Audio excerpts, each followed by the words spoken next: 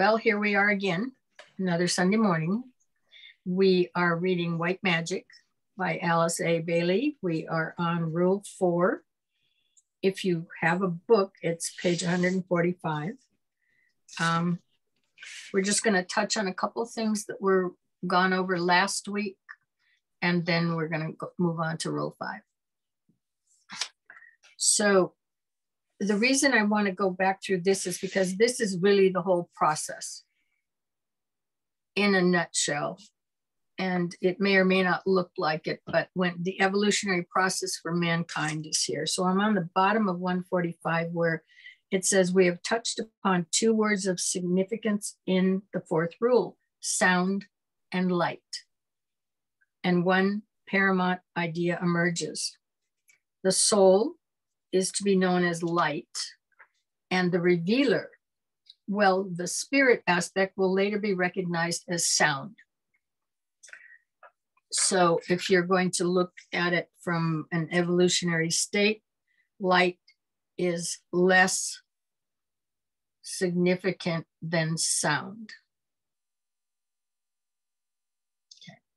Because the light is down on lower levels than your sound, in as much as he's connecting the spirit aspect as being related as sound. So if you're looking at your chart, that spirit aspect in its purer forms is up on the top. And that is directly related with sound, of which light is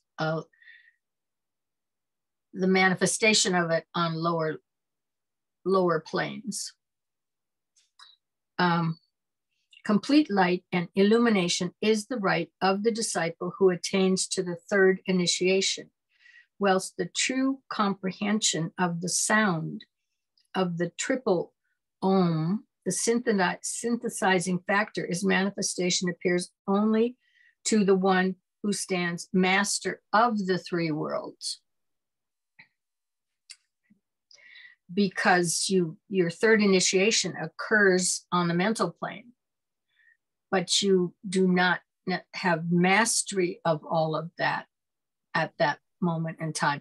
You are just allowed to enter into understand the triadal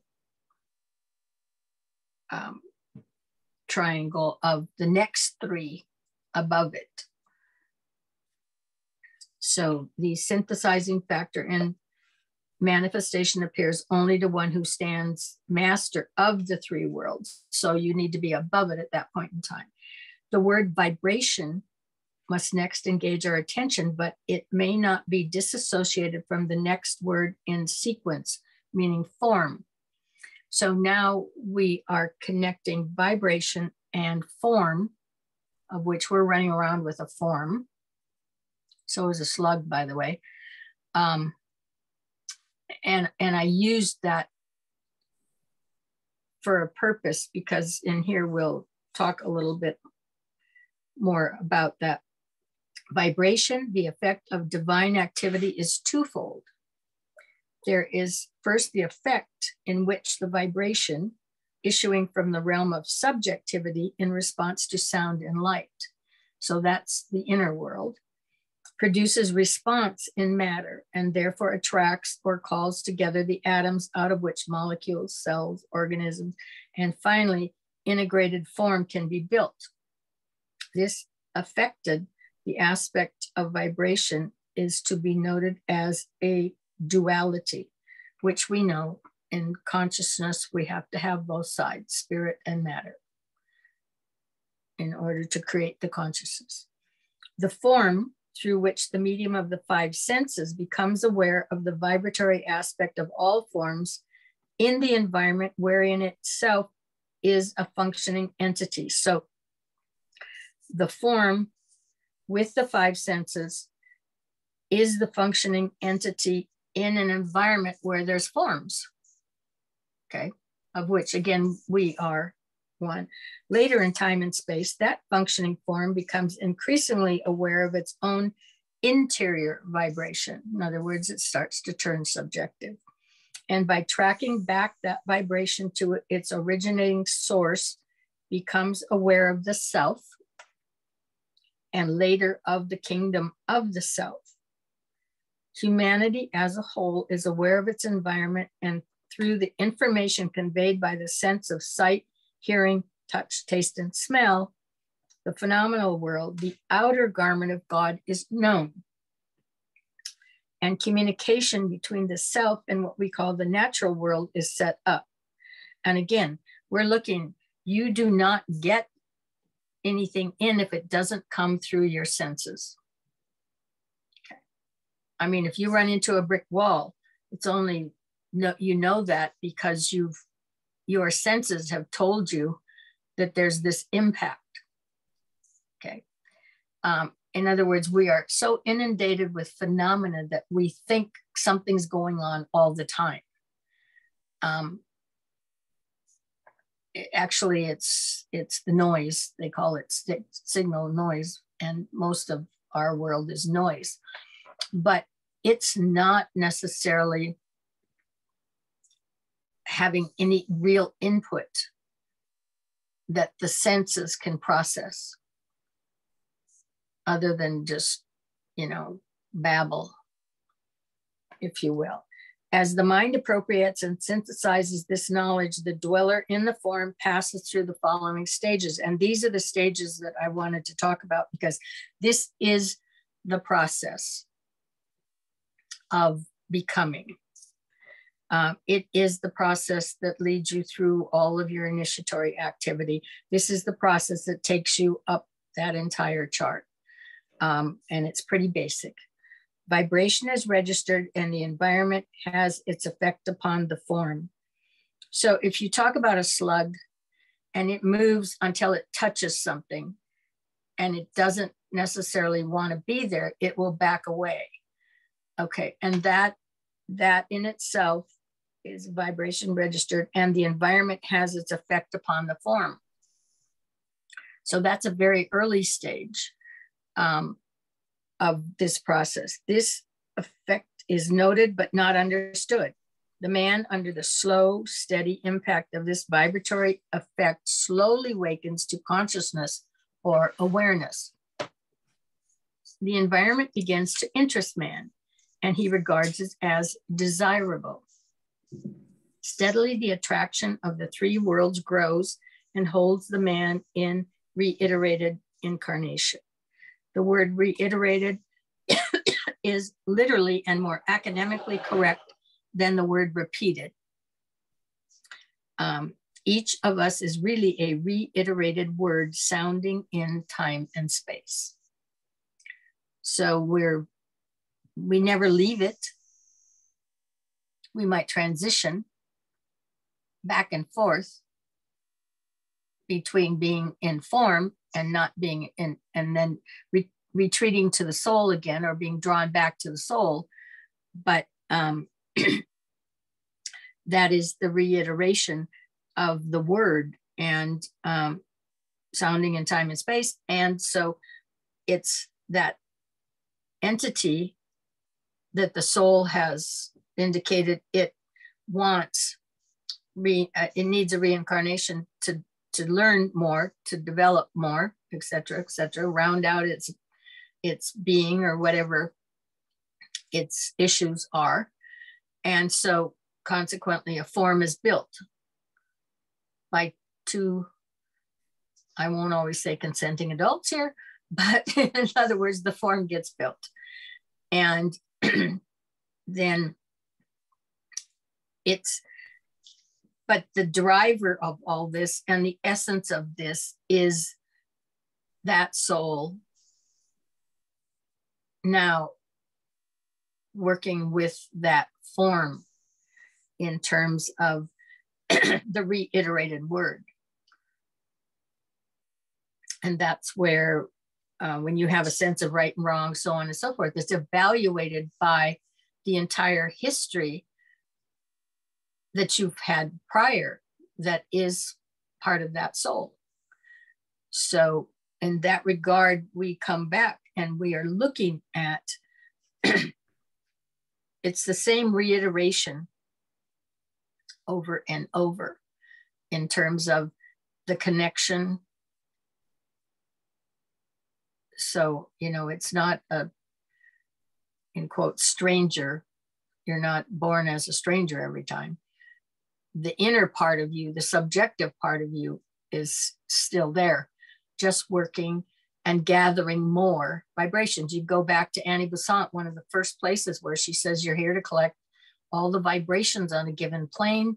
Then when you have done that, you will go through the initiation stage for that plane. And the physical plane is first, that's the first initiation, et cetera, et cetera. So again, it's sounds, it's vibrations, but in most cases, on the lower level, it's the vibrations. Later, when the vibration of the environing forms of the natural world become monotonous, meaning they get bored, you're bored with them now. And why? Because you have heard them over and over, and those are the ones that Besant says you're collecting. And when you've, one of the best things I ever heard was, it was a student, a young man, and he said, I listened to a song until I got every note in it, and then I'm not interested in it anymore. And I thought that was about the best description of what is being said right here. And he didn't have this background. It's just that's what he's doing. When he listens and he hears those notes, he's only interested in them till he's got every one of them. And the minute he does, then just like here, the natural world becomes monotonous through constant impact. In this case, over many lives, the man begins to turn a deaf ear and an unseeing eye upon the familiar, phenomenal world of desire. So that is the process of what we do. You do it, you do it, you do it, and then you're not interested anymore. You know, you've hit your saturation point, and on you're going to move. He becomes insensitive to its vibratory impact and increasingly aware of the vibration of the self. And so the insensitive to that vibratory impact is what that self is looking for, because as we've talked about before, until you are an integrated unit that's going to operate as one, and you cannot be pulled back to earlier stages of development, the soul is not interested in any direct contact with you. Okay. Because it's not looking to be pulled down. It's looking to pull this vehicle up. So this level of consciousness, this little vehicle can be equal to the level of consciousness where the soul resides, so that they can have an exchange, and fully conscious exchange. And then the journey that the soul is interested in going forward with can occur. Prior to that, he's stuck on that third plane of the mental plane until this vehicle can pull all of this up to make the connection. So later on the path of probation and discipleship, this subtler vibratory activity exerts an increasing allure. The outer world ceases to attract. The inner world of the self assumes paramount place in the desire nature. So here is the shift where you're not necessarily chasing everything there is out there anymore. You know, you might not be making more money, doesn't matter. Quality of life starts to matter, because the quality is attached, that word is attached to the soul. In other words, it's the quality of who you are that eventually matters. Okay. And so when we talk about the outer world ceases to attract, the inner world of the self assumes the paramount place in the desire nature. So then there's your question of, do I chase some phenomena that's out here, or am I now making my interest in my direction that I want to pursue the inner subjective world, and working your way to making that connection with the soul. And little by little, using the language of modern psychology within the outer form, which is the response apparatus for the process of becoming aware of the phenomenal world, the disciple builds a new, subtler response apparatus whereby the subjective world can be known. So now you have made a shift, and you're building, actually, I mean, this is, people have talked about this, you know, you feel these different parts of you getting ignited, or,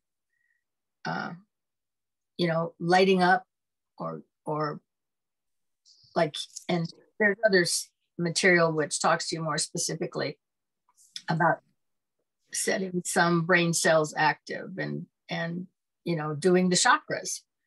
So then the shift turns from the outer world of action to an inner world of developmental action. When this stage is reached, there ensues a steady turning away from vibratory contact with the outer worlds of form, and an atrophying of desire in that direction. Okay.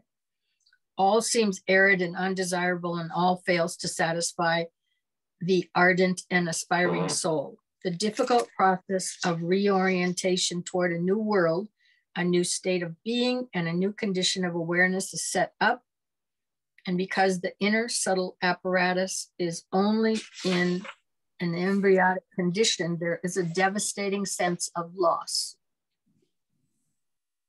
A groping in the dark, a period of spiritual wrestling and exploration that tests the endurance and steadfastness of purpose of the aspirant to the very limits. Now, that occurs, but I would say that if you have these books and this material, because everything it's all in these books, okay?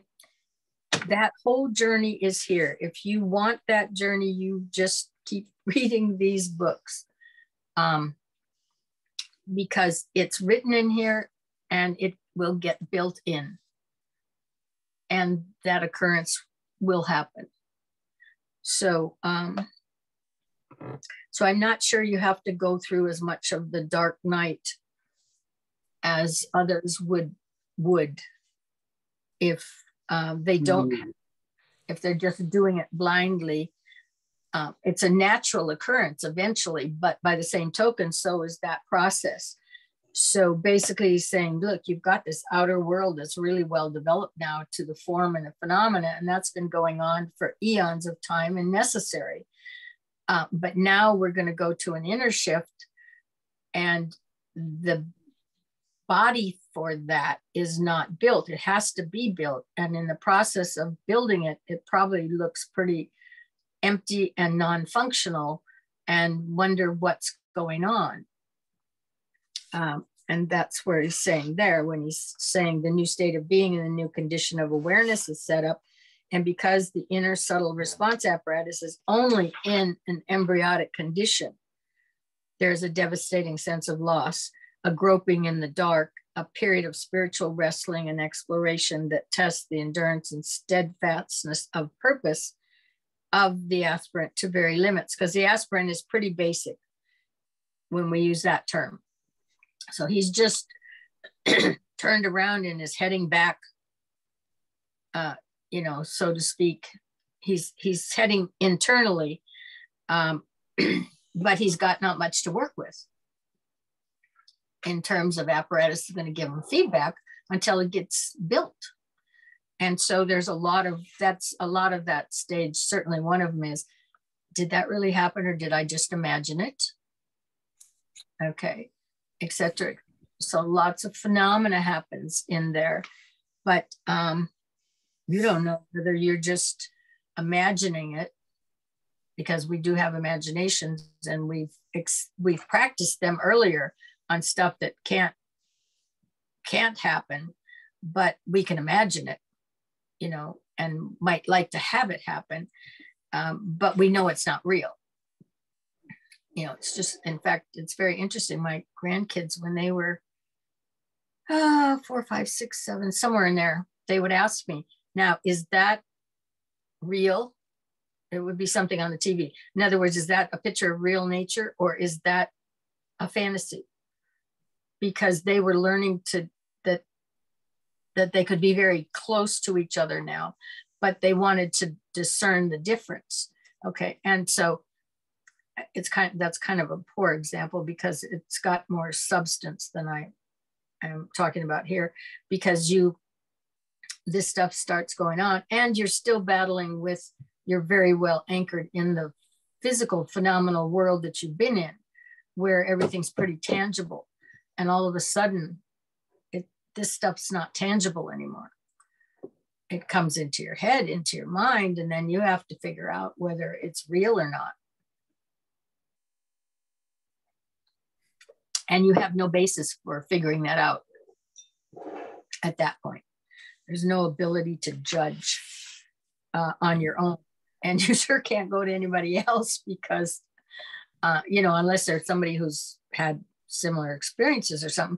But everybody's experience is going to be a little different, because they've got different race structures. So you can't even count on that. So, yeah, they go a little bonkers.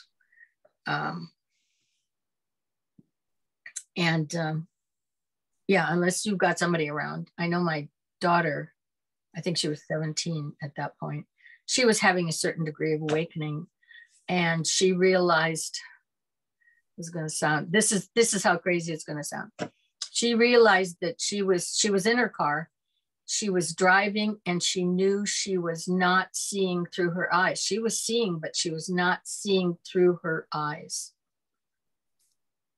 Okay. See, that's how crazy this stuff sounds.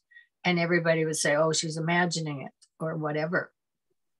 But that was not the case.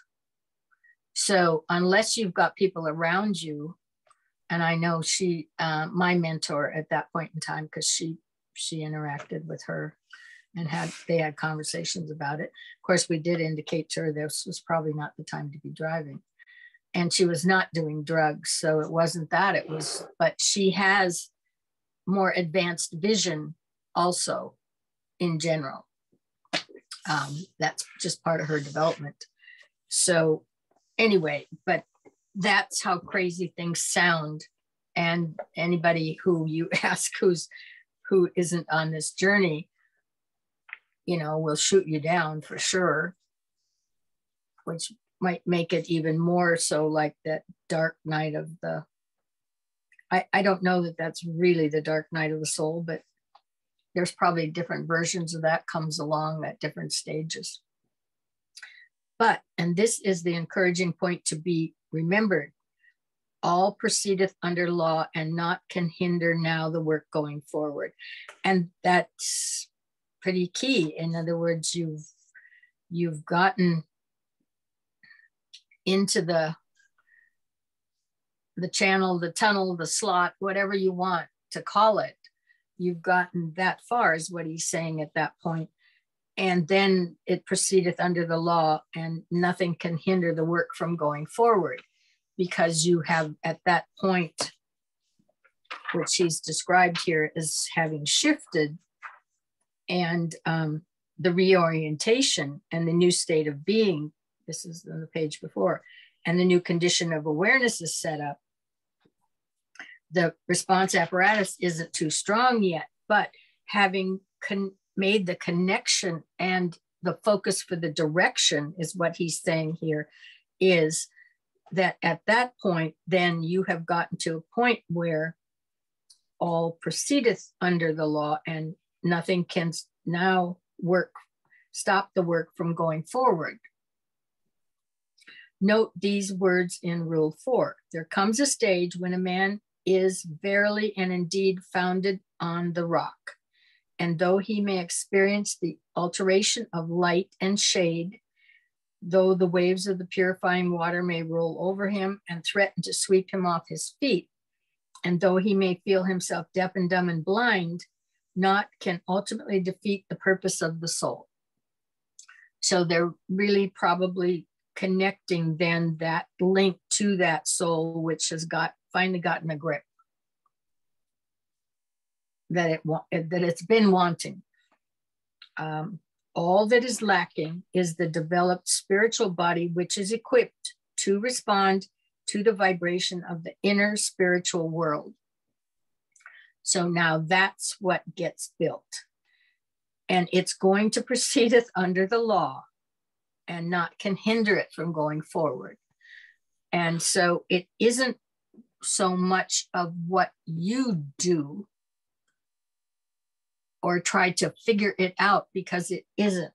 This is not a matter of trying to figure it out. It is a matter of becoming. And then you'll know what this or that or something else is like or about. Okay. But because you'll be in the process, and it will all be revealed to you in its time, in the order that it is set to occur. So it's a waste of time to figure out what this or that is going to be like. It's the doing of it that's going to get you there. And that's the only thing that's going to get you any answer that's worth anything, is your own experience. So it exists in embryo, and the secret of its use lies in the attitude of the brain to the functions of the etheric body. So that's where your connection has to occur, because you're going to build consciousness up through the mental plane. But once you shift over, that's not what you're doing anymore. You're going to be dealing with the functions of the etheric body as it exists as an intermediary between the brain, the nervous system, and the mind, or between the soul, the mind, and the brain. This cannot be elaborated here, but the hint we can be given for the reflection of the keen aspirant. And we have, therefore, the following stages dealt with in Rule 4 and pointed out with lucid clarity, yet with that parsimony of phrases which distinguishes all occult and symbolic writings. The integration of the form as a result of the activity of the soul through the use of sound, light, and vibration. So we are talking sound, we know, is on the top. Light is, he talks about the soul being connected, which would be the middle point, and vibration is your physical form and your lower three.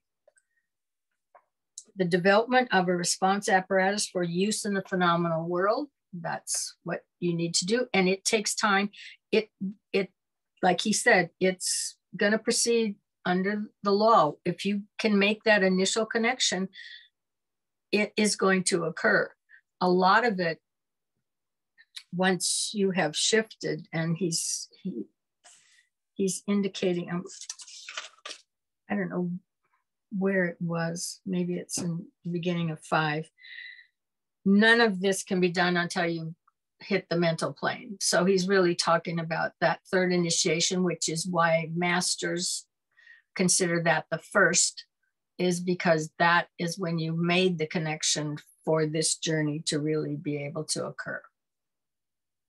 And so the development of a response apparatus for use in the phenomenal world, the eventual turning away from the phenomenal world as a result of use and consequent satiety, and the gradual use of the subtler response apparatus, the response apparatus of the soul, the mind, the etheric body, the brain, and the nervous system is reoriented, and man becomes aware of the kingdom of the soul, another kingdom in nature. The turning away from the kingdom of the world to the kingdom of the soul becomes an esoteric habit. And that is what will happen. It just is a habit. It's so built in and so strong at that point that that's the pull. And in this thought lies hid the secret of the esoteric psychology. The man is stabilized in spiritual life and not can now hinder.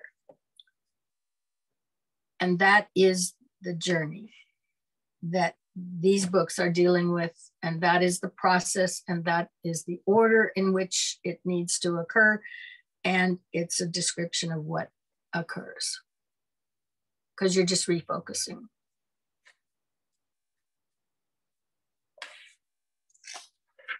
I'm not going to deal with the breath. I'm sure that that is very accurate.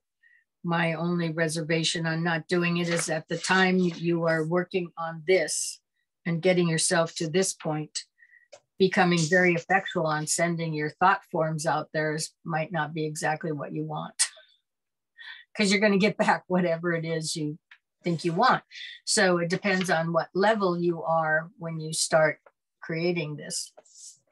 I mean, we do have a lot of people running around wanting to manifest, and they manifest and they don't know, they get what they asked for. I mean, it's an old classic saying, be careful what you wish for because you might get it. And you know, the soul isn't even the one that determines where you're born when an incarnation comes, because its perspective is not wide enough. So I'm hinting that maybe the individual, as he starts pursuing this range, doesn't have a wide enough perspective to know what he's asking for either. And more likely than not, it's going to be something lower level, because that's where he's been spending all his time. Up to this point is getting up to this point, but that's where his focus is saturated. It's still stuff, it's still things, it's still material. So if you got really good at the science of breath and are sending these things out there, they probably would come back to you in whatever version your mental capacity had. Okay. So now we're over to Rule 5, which is page 157. Do you, any questions, anything like that here before I jump to this next chapter? Oh, you got the whole thing, huh, Tom? Well, it just, a lot of it really resonated. I mean, just, I kind of see some of that when I reflect on myself and just, you know, letting go and giving up a lot of the, I guess for lack of a better term, creature comforts that we get used to and things like that, because it's about searching and moving towards something a lot higher and more meaningful than the things that are created for us down here. So yeah. I'm sure I'll read it again in a couple weeks and I might have questions at that point, but a lot of it resonated, especially considering just what's been going on with me recently and things like that. So it's just, in a way, confirming and comforting to hear it and be able to associate it with things that have been going on. So. Mm-hmm. Well, I think you're challenging yourself to decide which direction you want to really head, which direction you want to head in at this point in time. Right. And then reading this, it's like it's confirming, oh, okay, yeah, this is where I'm going. Right. So, but it's your choice, in other words, right. but you've been offered opportunities which can lead you in the other direction too. Right. And so you've had to choose. Yes. So it's very interesting and coincidental. There's really no coincidence, but it's just interesting to see it in words after having just dealt through it. So yeah. Yeah. Donnie, anything?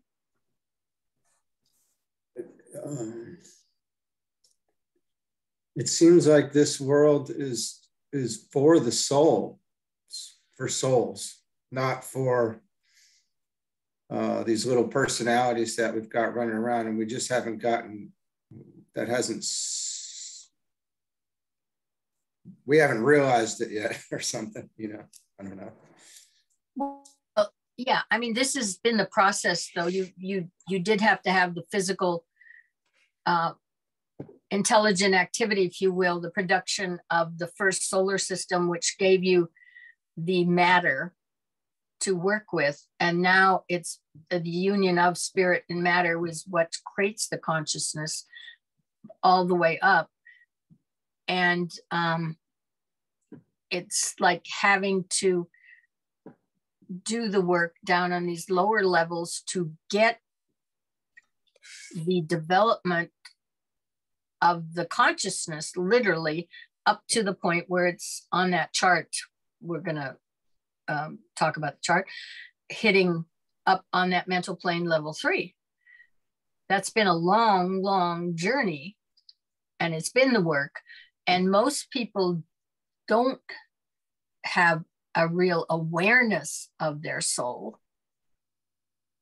Okay, I mean, we've had the word thrown at us, so we can't forget it through eons of time, a reminder, hey, this is here. Okay, but as far as conscious interaction with it, that doesn't occur until you've built the consciousness up to that level, so that the substance we're talking about, the energy level, the quality of that energy is equivalent to what's on that level number 3, which is where the soul resides, so that you can have a conscious exchange and they become one.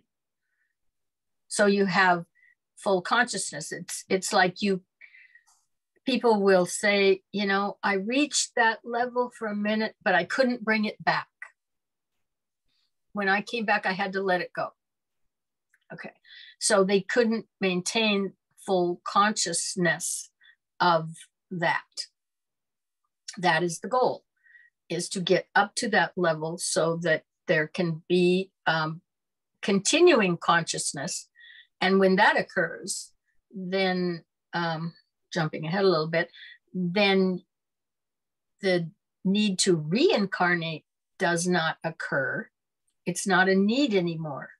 It can be a choice. But prior to that, you don't have any choice. It's like you say, you've said many times that it's like a nursery. Yeah. Yeah. And it feels like it too. Preschool. Yeah. That resonates, you know, I mean. Yeah, and it is, but you know now the direction of the journey. So you have, because it's always going to be in a conscious choice that counts. Okay. You know, you can be in the direction of, you can be in the intent of. Okay, and that's the forming and the building of going there. And then there is the day when you actually make the conscious choice and your full activity level is behind it and supportive of it and not pulling you in any other direction. That's key. Very good, yeah. Yeah. I think it's good to. I think Tom and I are both kind of dealing with some of that in a way. Well, I'm dealing with it in business right now, you know, and it's hard decisions.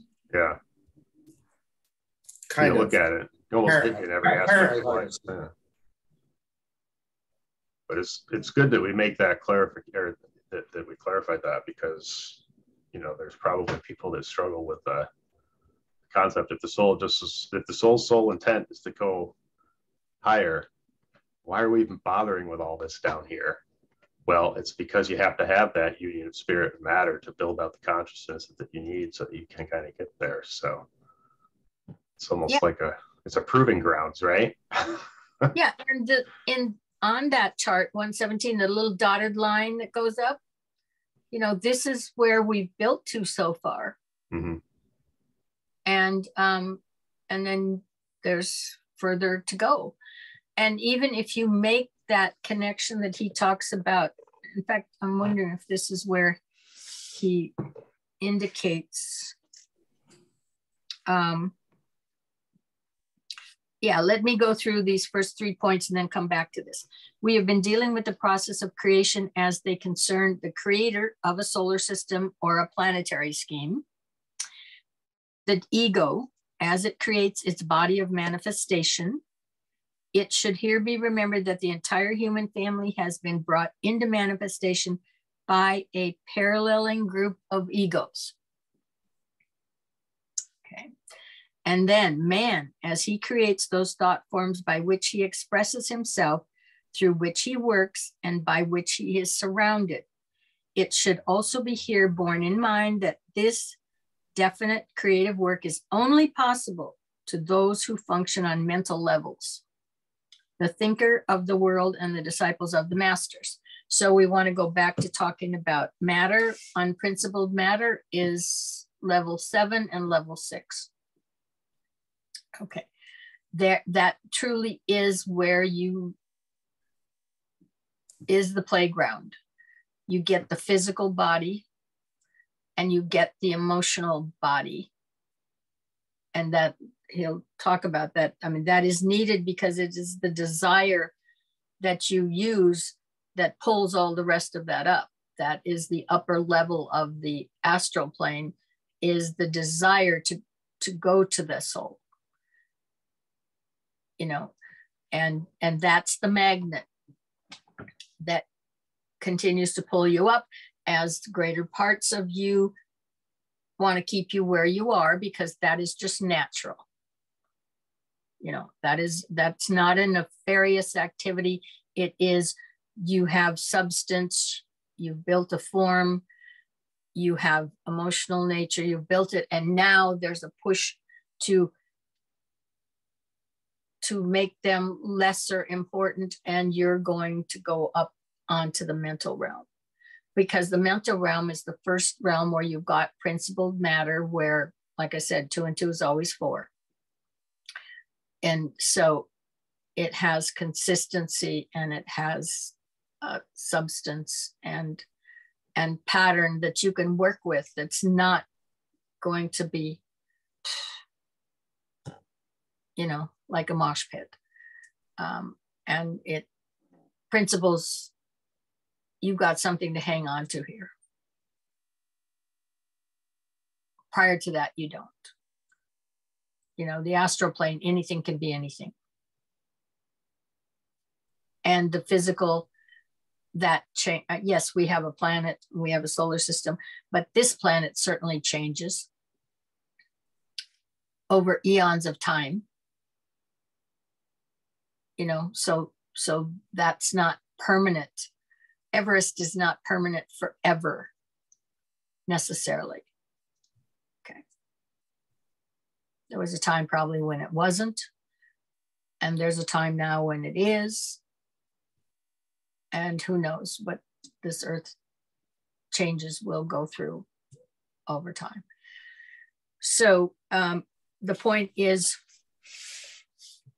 man, as he creates those thought forms by which he expresses himself, through which he works, and by which he is surrounded, it should also here be borne in mind that this definite creative work is only possible to those who function on the mental planes, the thinkers of the world and the disciples of the masters, because you're not going to make any connection to what is above there without having had that third initiation, which opens the gateway to connecting you to the spiritual triad. And then you are going to build in the qualities of that energy into your body. And now you are working on a subjective level rather than an objective physical level. And become consciously aware of what is there and try to discern what that energy is saying, what its information is, what it's describing in terms of qualities that are on this planet. And any questions, or I'm going to go on here. That's very subtle, right? And it's subjective. So, I mean, it's not tangible in form. Is that what you're asking me? I'm asking if it's subtle, when you're discerning this, I guess. It's a different quality of energy. So yeah, and it's subjective. So it's not tangible. So you probably would see it as subtle because you're wondering if it's real. And the processes can go on once you get to that point without you being aware of it. He makes that very clear in other material, that you do not necessarily know what's going on. You're not going to be consciously aware of that in the process necessarily as that gets built in. So just like he indicates, once you have gotten past the third initiation, definitely is not subtle because it occurs here, but he indicates that initiations after that, they don't even affect you. They're not bringing to you what the third or the earlier ones are attaching them to you in a way that you can't miss it one way or another. Okay. But that after that, they don't bring energy one directly to you because they're dispersed in a far more inclusive realm in subtler energies where it's goes to everybody who's functioning up in those realms. And that's its beneficence, if I could put it that way, streams on to humanity as a whole in the realms that it's in. Does that make sense to you? So you are not necessarily going to be conscious of it. He makes that very clear, that once you hit a certain point, you're here in form, but that does not mean that the development that's going on, that you're even consciously aware of it. So this indication that is made is that you may see something of significance. And if so, you can take note. It doesn't mean you're going to understand the meaning of it, because you won't, because it has a different, I want to say background. In other words, your life here, the background is the soul and the synthesis of everything you've experienced to date. So whatever you're doing, this now gets evaluated against that all the time. And we determine what's the meaning. Okay. So to one person, it means this. To another person, it means that, because their histories, their experiences, their synthesis of who they are has different, they're balancing the same thing off of different backgrounds. So the feedback they get, which is called meaning here. What does that mean? You know, or what did that mean to you? Or that's not happening up there. The soul is ready to let go of the causal bodies because it's not going to be the one determining incarnations anymore. And there may or may not be a need for any incarnations anymore unless one is coming down to help or serve, because you've had your experiences here if you've achieved that level. And you're working now in the spiritual triad, 3 different levels, and figuring out those energies, and that translated, what does that mean? You know, what does this energy say? What does it represent? What is it? What's there? And that process it will be faster. The slow one is the one we're in prior to that third initiation, because you're in energy that is not limited by the dense substance we have here. You're not having to work through that form. It's a subtler form. the subjective realm. Did that answer something? Mm-hmm. Yeah, but you might not know it's going on. That's the other thing you have to realize. You can make that connection or work towards making it, but so much of this is subjective now that it's going on, whether you're consciously aware of it or not. In every case we have seen, the objective form has been the result of meditation on the part of the creating agency. We're the creating agency. Of response from the material acted upon by the force generated in meditation, thus producing the building of the form and its utilization through sound. This is succeeded by the stage wherein the form is seen objectively and becomes a vibrant living entity. This is the Word made flesh, and thus do all forms, universes, men, and ensouled thoughts come into being.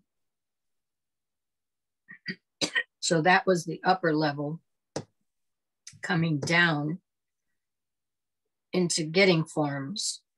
And now this fifth rule touches upon three factors which engage the attention of the creating agent before the physical form emerges into view on the exterior plane. These three, the conditions of the water, the safety of the one who thus creates, and steady contemplation. We will deal briefly with these three, and then we will consider the three factors which the disciple needs to relate if he ever aims to become an active, potent operator with the hierarchy. These are the eye, the heart, and the throat. The interpretation and significance of these rules can be carried forward along several lines. For our purposes, the one followed will be that relating to the disciple and his work, and will deal with his training in the magical work of the ego, as that ego occupies and employs a physical form. So here, this word ego and soul are interchangeable. So that if you looked at that sentence, when you talk about the magical work of the soul, as that soul occupies and employs a physical form, would be an interchangeable word that DK would use. These teachings are intended to be practical. They will emphasize the training and the discipline of the disciple, and scattered throughout will be found those hints and esoteric suggestions which, when followed, will lead the aspirant on to experiment and to experience of truth. And that's what I'm saying, is these books have everything that you need as far as guidance to get to where he talks about people going. Those who are not true aspirants will fail to recognize the hints, and thus will be preserved from danger and premature experience. Let us therefore take up three factors which engage our attention. Let us consider them from the standpoint of the human being who is creating thought forms, and not primarily from the standpoint of a solar creator or of an ego preparing to take incarnation through the medium of form. Two collateral thoughts are here of value. One is that the process of creating thought forms is part of the work done by every aspirant in the daily meditation process. If the student would remember that every time he sits down to his morning meditation, he is learning to build and vitalize thought forms, his work might assume greater interest. The tendency of most aspirants is to be occupied with their deficiencies in the work of meditation and their inability to control their minds, whereas both those aspects of their endeavor would be aided if they were to be occupied by profoundly engrossing work of thought form building. A secondary and less important thought is that as egos prepare to take human bodies, are deeply engaged in meditation work, it's highly improbable that they can be reached by the ordinary medium in the ordinary seance. At the most, only those who have passed over quite recently can thus be contacted, and they are, in most cases, in a condition of deep abstraction of a different kind. There is no time or purpose in enlarging upon this theme here, but it is of interest to those investigating these matters. So basically he's saying if somebody has passed over, they're either contacted quite recently after they pass over, or they're in a condition of deep abstraction of a different kind. So as far as trying to have seances or mediums trying to contact them, he's indicating that the odds are, it's highly improbable that they can be reached, are his words. So the condition of the waters. The creating agency, man, has, through the incentives of a coordinating purpose, intent, meditation, and creative activity, built the thought form which he is ensouling with his own vitality and directing it with his will. This time, the time has come for that thought form to be sent upon its mission and to carry out the purpose of its being. As we saw in the earlier rule, the form is driven from its creator by the power of the expulsive breath. This is a symbolic statement, but at the same time, an experimental fact in the magical work. In the disciples' work, there's often failure owing to his inability to understand both the esoteric and the literal significance of this expulsive breath as he carries forth his meditation work. The expulsive breath is the result of a preceding period of rhythmic breathing, paralleled by concentrated meditation work, then a definite focusing of the attention and the breath as the purpose of the created form is mentally defined, and finally, the vitalizing of the thought form by its creator and its consequent emerging into independent life and activity. So we are talking about a thought form that gets created, vitalized, and is sent out to live its own life. That's why I'm saying one should give some thought to the forms you're thinking, because they're out there and they'll be out there forever actually afterwards. The first hindrance to the potency of this work comes through the failure of the disciple to carry on these activities simultaneously. The second cause of failure lies in his neglecting to consider the condition of the waters or the state of the emotional substance into which this mental form must go, and so gather to itself the matter of the astral plane, which will enable it to become a functioning entity on that plane. If it cannot do this, it becomes simply and eventually a dead form on the plane of the mind, for it will lack the motivating power of desire, which is necessary to carry it forward to completion on the physical plane.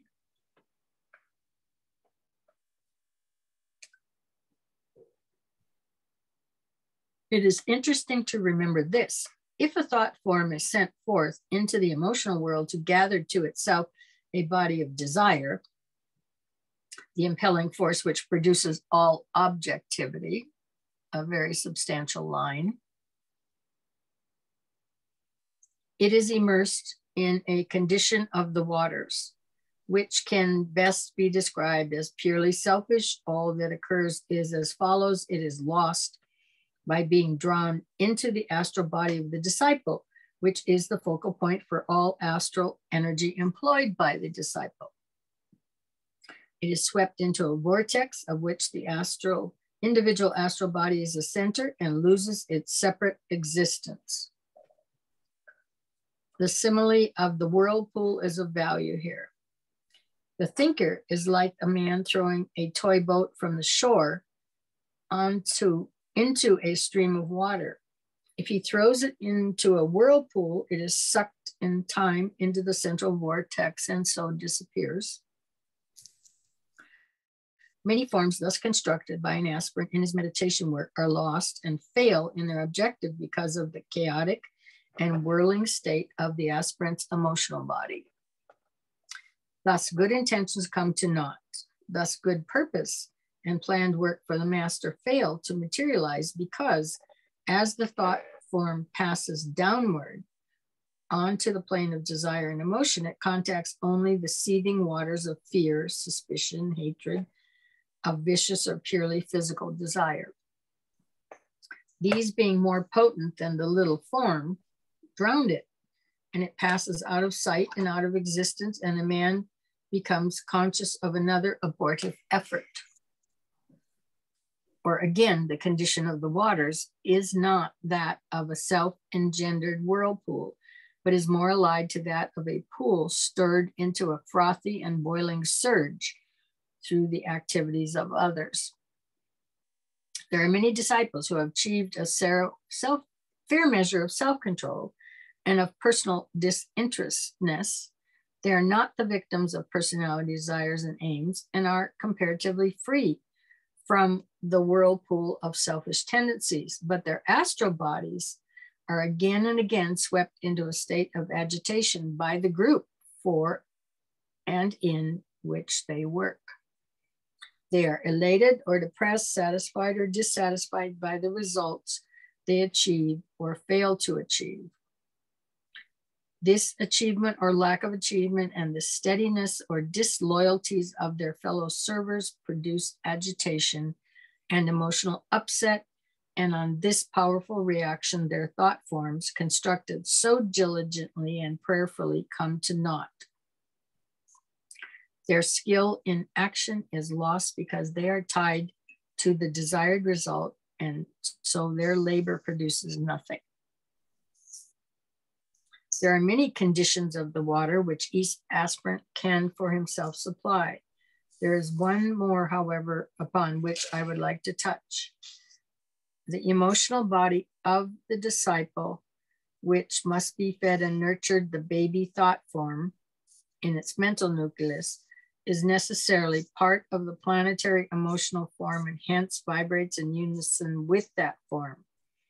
This should also be carefully considered, for the emotional body is thrown into a state of activity by the general astral condition and must be handled wisely from this angle.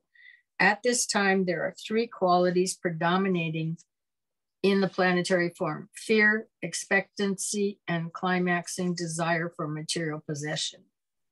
Note the word climaxing, meaning the summation of human desire for material happiness has been reached and the peak of the desire has been passed. Thus, mankind has achieved and surmounted much, but the rhythm of the ages is strong, and that should be recognized, that it is strong. You know, it's ages, there has been the pull in that direction.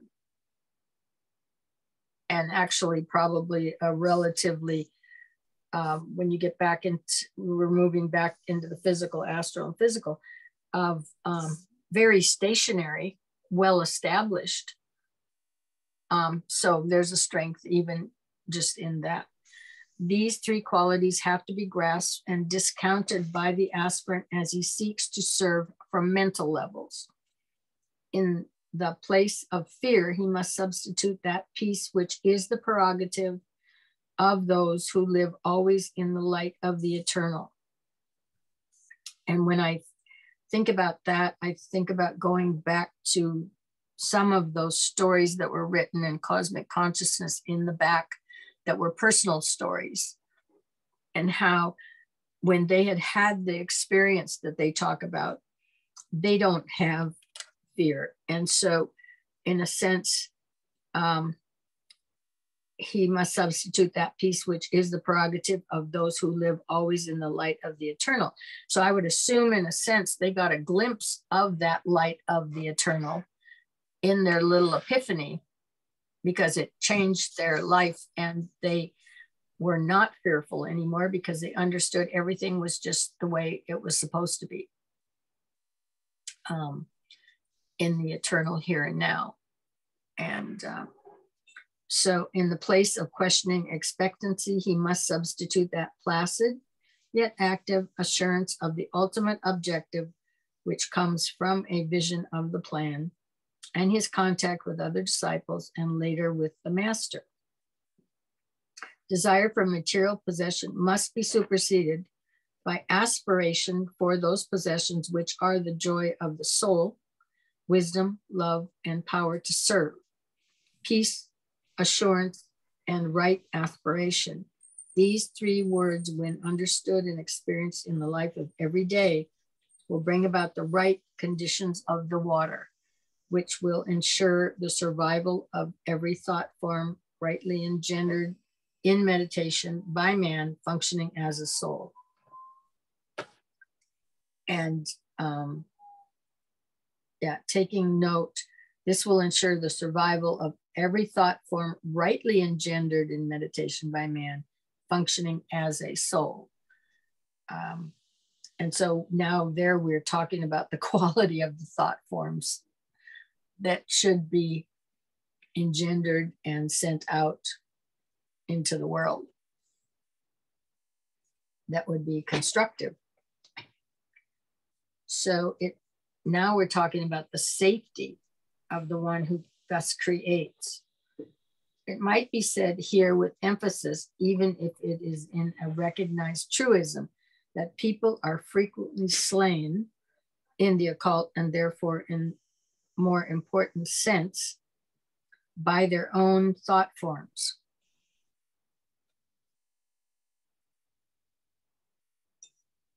Worth giving some thought to that idea.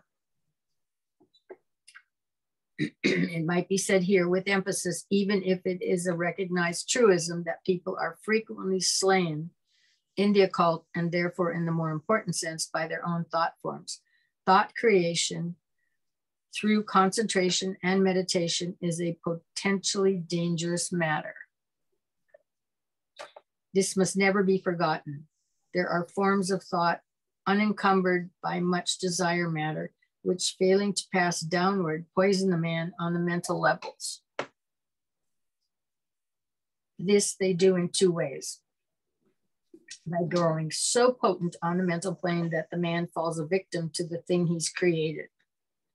This is the idea fixe, in French I don't know well, of the psychiatrist, the obsession which drives to lunacy, the one-pointed line of thought which eventually terrorizes its creator. By multiplying so fast, number two, that the mental aura of the man becomes like unto a thick and dense cloud through which light of the soul must fail to penetrate,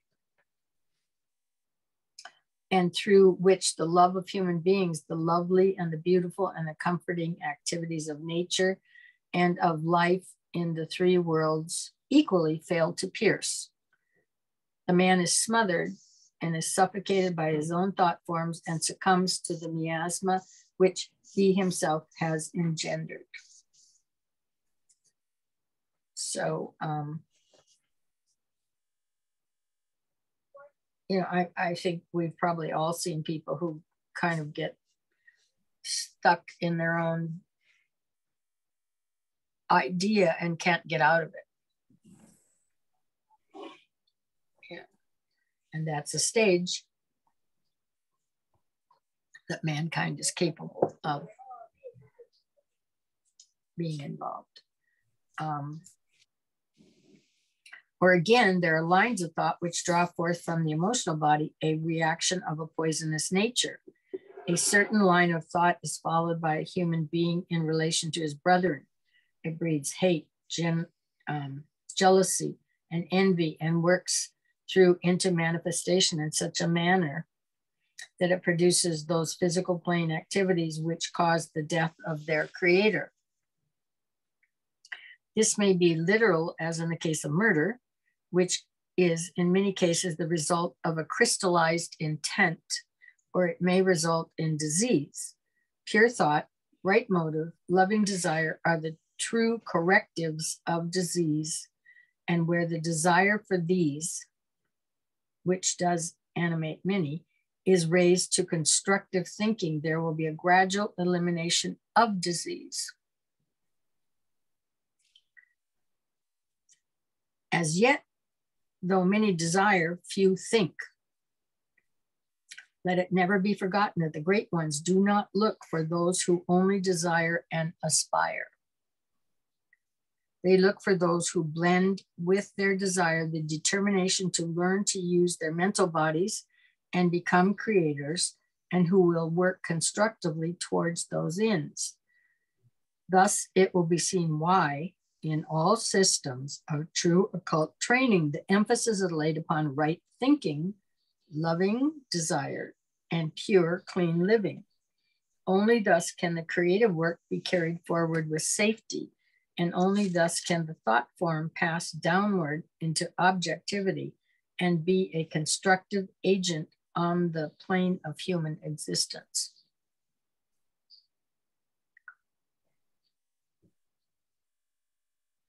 You will note here the word meditation is not used in steady contemplation. The thought is a different one. The meditation process involving the use of thought and the mental building of the form so it can be completed and rounded out and in line with the thought form of the disciples group of co-disciples, and therefore with the plan, has been completed to the best of man's ability. Now he must, with steadiness, contemplate that which he has created, and with equal steadiness, inspire it with needed life so that it can fulfill its function. He ceases to reason, to think, to formulate, and to build in mental matter. He simply pours his life into the form and sends it forth to carry out his will. Just as long as he can contemplate and hold steady, so will his creation fulfill his intention and act as his agent. And so that'll be very key. It's as long as he can contemplate and hold steady. Because if he drops it, so to speak, mentally drops it, no longer holds it steady, it's going to fall apart. Just so long as he can focus attention on the ideal for which he created his thought form and can link the form and the ideal together in one steady vision, just so long will it serve his purposes and express his ideal. Herein lies the secret of all successful cooperation with the plan. Because eventually that's where this is going also, is you move out of your own realm and you start cooperating with the planetary plan. We will now study for a while the words heart, throat, and eyes. And you'll notice those are all above the diaphragm, where they have particular significance. These three forms the apparatus to be employed by all disciples during the world cycle, which is so rapidly coming. That there is not as yet a very large body of disciples in incarnation at this time, and that the apparatus with many who are functioning on the level of discipleship is but an embryo is profoundly true. It should be remembered, however, that the world cycle has only just been inaugurated and will cover a vast period of time. There are only about 400 accepted disciples in the world at this time. That is, men and women who really know they are disciples and know what their work is and are doing it. There are nevertheless many hundreds out of the present generation of young people who stand on the verge of acceptance, and thousands are upon the probationary path. In all truly esoteric groups, there should be forming a group in which an intellectual understanding of this mechanism of heart, throat, and eye will be found. It should be constituted of those who are submitting themselves to a discipline and a training which will make its use a demonstrated fact in nature. I would call attention to those words and request their careful study. A mechanism in the natural body comes into use in two ways. First, its use is involuntary, and there is no comprehension of how or why or when the apparatus is used.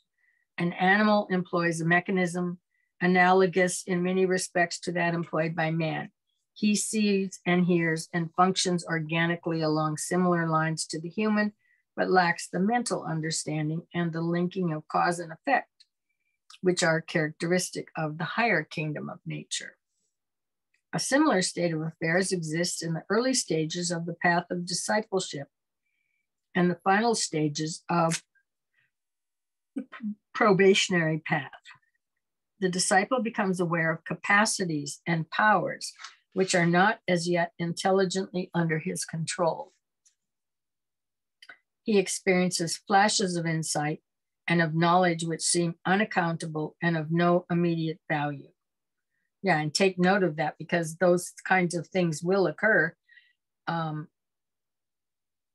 you may record them, but they seemingly have no place in the moment. He contacts vibrations and the phenomena of other realms, but remains unaware of the process whereby he has done it and is incompetent either to renew or recall the experience. Within his etheric body, he senses active forces. Sometimes he can localize them. And in any case, he admits theoretically that there is awakening into conscious activity as sevenfold structure, which is symbolic in form and potent when employed. He cannot as yet control it, and he is quite incapable of calling it into intelligent cooperation with his purposes and ideas, no matter how hard he tries. These are all earlier stages of the development of those subtler capacities that you're going to have. But you're going to go through the process of all of this. All that he can do is to register such phenomena, keep a record of these experiences, bearing always in mind that in the early stages of his unfoldment, only the coarsest and most material of the vibrations will be registered on his brain consciousness. And so that's very key to understand when you think nothing is happening. And that somehow you've lost it and, you aren't connected anymore. You got to remember that only the coarsest of the vibrations will be registered in the brain. He simply has to wait and to bring his mind to bear upon the purifying of his vehicles and the elimination of all that he recognizes as liable to distort his vision. So there can be a lot of things there that can distort the vision, and until that's eliminated, you're not going to see clearly. So this period may be long or short according to the aspirant is entering into the subjective consciousness for the first time or taking up the thread of an older or partially achieved undertaking. So that, in a sense, talks a little bit about something that we oftentimes use the word recapitulation. In other words, you've developed it in an earlier lifetime, and now it's there for you to pick up again to further develop and to further solidify that quality. That's when he's saying this period may be long or short according to the aspirant, whether he is entering into the subjective consciousness for the first time or taking up a thread that he's developed earlier. That would be faster and quicker.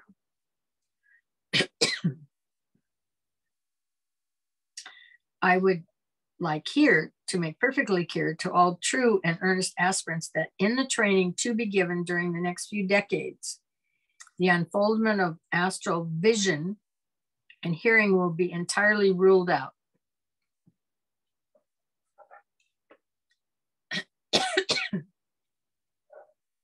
So,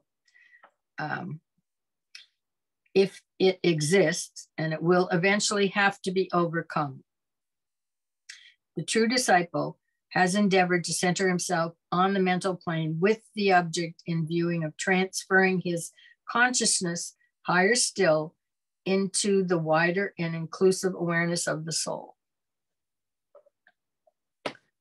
That's your third initiation. But in other words, he's indicating the unfoldment of that astral vision and hearing will be entirely ruled out if it exists. It will eventually have to be overcome. So you are shifting off. I mean, there's a lot of argument right now about you, or at least there certainly was a few decades ago, that, you don't have to go onto the mental plane. You can just bypass all this. And they may feel that if they're having experiences of what he's talking about here, astral vision and astral hearing, they may think that's complete. But he's indicating, no, that is not the case. The true disciple has endeavored to center himself on the mental plane with the object in view of transferring his consciousness still higher. And that transfer that third initiation has to occur. You can't skip it and go to the fourth. And I say that because if you were going to skip it and you go from 2 to 4, there's a channel there that could make a connection. But you do not have the functionality of the mental plane and then connecting up into that spiritual triad. That you need that mental, and you need to connect with that soul and have that consciousness, full consciousness across that. You're not going to get that if you were just working on the astral and thinking you could bounce up to the Buddhic plane. His aim is to include the higher, and there is no need for him at this stage to regain that astral facility, which was the possession, as you well know, of the little evolved races of the earth and many of the higher animals. So that makes very clear what his attitude is about that, the awareness of the levels of the astral plane. So you could have some very highly evolved entities drawing on information about these lower planes in terms of being psychic or having astral vision or hearing. But that was the high point of that level of evolution. And he's making it clear here is that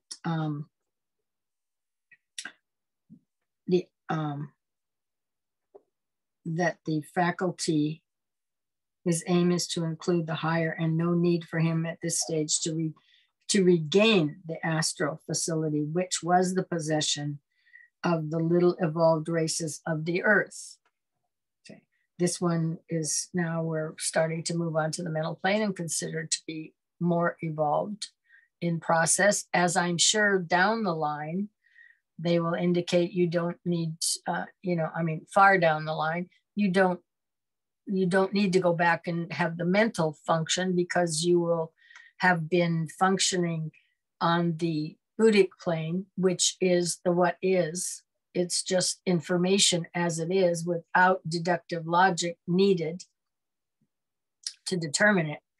But in this case, he's saying, okay, we aren't looking back here and going through and developing all of that because we're functioning on the mental plane.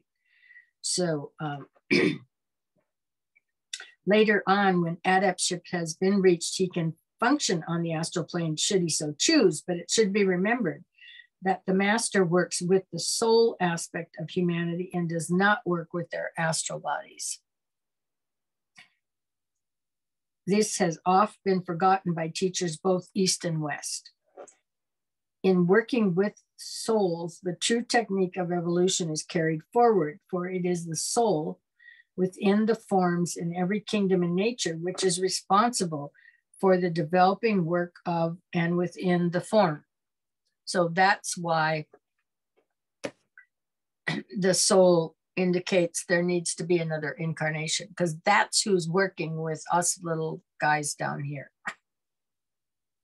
Is you're not getting somebody on a higher level than the soul who is going to interact with the earlier incarnations that we are. Okay, the soul works it to a point where it gets it up to that third level and can make that connection.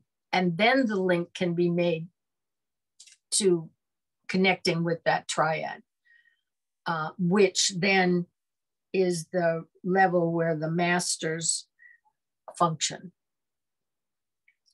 But they're not taking someone, I mean, you could have somebody who deliberately incarnated to be of service or something, there may be a connection there. But as far as from what he's saying here, on your way up, if you haven't hit the third, it isn't the masters who are going to be connecting with you. So probably a certain amount of this channeling that's coming through, you know, of which you'll get a series of books or something like that. It's not necessarily a master unless they've reincarnated for that purpose. It would be either some inner body of information that they have or something like that that gets channeled through, if you will. But he's making it very clear here that you have to be on that mental plane. You have to have gone through those levels for the master to interact with you. Because again, why would the soul isn't going to interact with you until you have an integrated personality. Why would a master? Yeah. In that regard.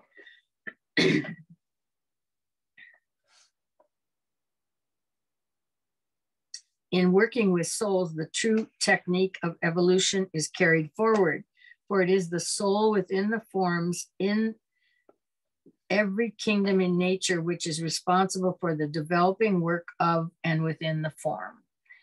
May I say, therefore, to students that their main objective is to become aware of the soul, to cultivate soul consciousness, and to learn to live and work as souls.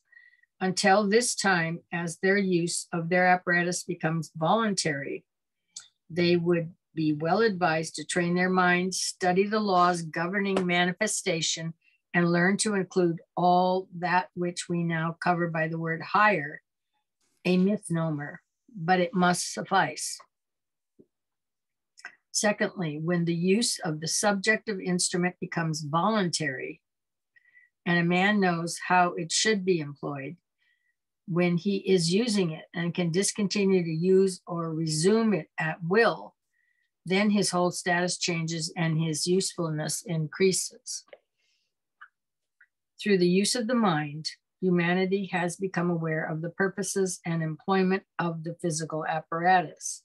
Now, through the use of a still higher faculty, which is characteristic of the soul, he enters into voluntary and intelligent control of his instrument and learns to understand the purposes for which it exists. This higher faculty is the intuition. May I add with emphasis that only as the man becomes intuitive does he become of use in a master's group, and I commend all aspirants that they most carefully study the meaning and significance of the intuition. When it is beginning to function, then the disciple can pass from the stage of probation to that of acceptance in a master's group. You might here ask how this can be known or ascertained by a probationer. A great deal of training is given to a probationer without his really recognizing it consciously. Fault tendencies are indicated in him as he sees with sincerity to train himself for service, and the analysis of motive, when truthfully undertaken, serves amazingly to lift the would-be disciple out of the astral or emotional world onto that of the mind. It is the mental world that the masters are first contacted, and there they must be sought. But the time has come when the light in the head is not only present, but can somewhat be used. The karma of the aspirant is such that it becomes possible for him through strenuously applied effort to handle his life in such a way that he can not only fulfill his karma and carry out his obligations, but has sufficient determination to enable him to handle the problems and the obligations of discipleship. His service to others is carried out with the right motive and is beginning to count and make its power felt, and he is losing sight of his own interests in those of others. When this occurs, certain esoteric happenings take place. So they're basically indicating we've come to a point where we can do both, function and take care of business on the physical plane, and work on the subtler planes and more on the mental plane in the subjective realm. And that has not always been the case. I think sometimes we attribute, or I see a tribute being given to ancient cultures as being so more far advanced than we are, but that's not the case. He makes this clear when he's talking about the development. There were civilizations that developed the astral plane and created it. That was their role. Okay. But they're not the high point in civilization. We are at this point, the high point. We are started working on the mental plane. We have more awareness. So we're now at a point where we can work on both levels. We can function in this world, which whatever the karma is, for whatever purpose you came back here for, you've got a job to do, whatever that may be. But you can also, you have the capacity on the mind, because it doesn't have to be engaged fully in anything you do down here. It's not that demanding. Okay. You might get into a job that has a lot of demands, which is, then we call it a lot of signal, and doesn't make much space for or a lot of noise and doesn't make much space for the signal, but you still have it. It can still loom there. And if you get connected, like he's talking about here, then things start happening that you're not even aware of. So they're just happening on other levels of who you are. Well, you're putzing around here, doing whatever you've got to do. It's making that connection is the most important thing. But he says you can function in both realms. And the master confers with some of his senior disciples as to the advisability of admitting the aspirant within the group aura, of blending his vibration with that of the group. Then, if decision is arrived at For the space of 2 years, a senior disciple acts as the intermediary betwixt the master and the newly accepted aspirant. He works with the new disciple, stepping down, if I might so express it, the vibration of the master so as to accustom the disciples' bodies to the higher increased rate. He impresses the disciple's mind via his ego with the group's plans and ideals, and he watches his reaction to life occurrences and opportunities. He practically assumes pro tem the duties and position of the master. In other words, he's getting the vibration, his vibrations step up, but obviously the master's having to step down a little.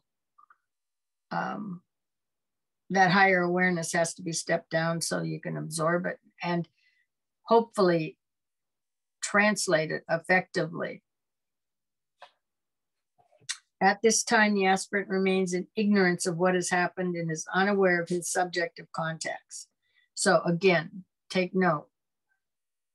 You might not think things are happening, but he's telling you over and over again that there's all of this subjective stuff that's going on that you may not be aware of.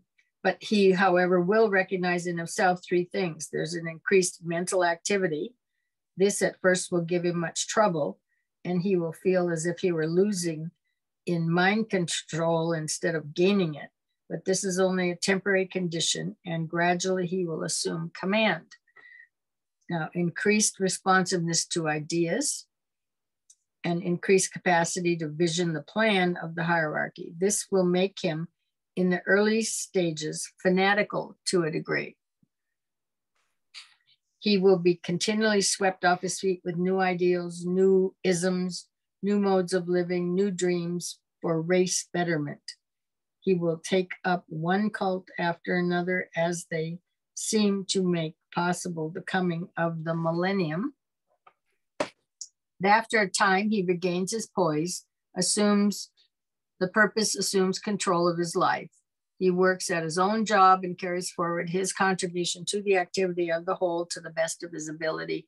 That's after you get over the Chela fever that they talk about, being all excited about this, and you got to tell everybody about it, and your mind is racing off in a number of different directions, probably connecting with little lower mind ideas, because those are the ones you have. And then this comes along, and how can we apply this, et cetera, et cetera.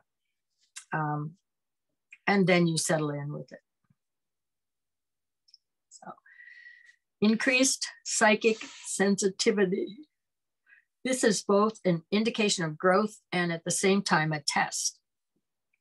He's apt to be taken in by the allurements of the psychic powers. He will be tempted to sidetrack his efforts from specialized service to the race into exploitation of the psychic powers and their use for self-assertion. The aspirant has to grow in all parts of his nature, but until he can function as the soul, the psyche consciously, and with the use of cooperative intelligence, the lower powers must be quiescent. They can only be safely used by advanced disciples and initiates.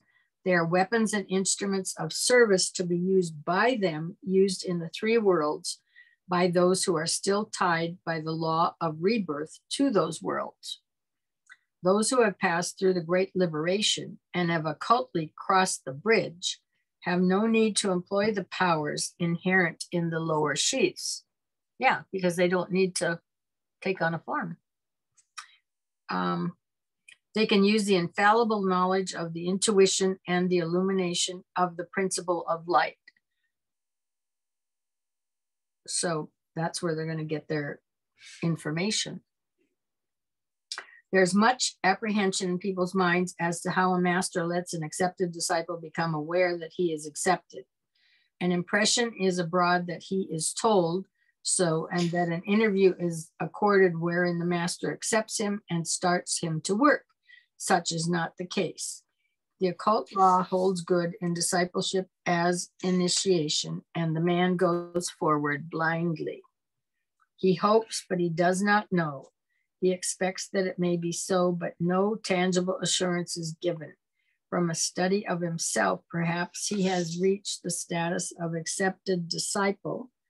He therefore acts on that assumption, and with care he watches his acts, guards his words, controls his thoughts, so that no overt act, unnecessary word, or unkind thoughts will break the rhythm which he believes has been set up.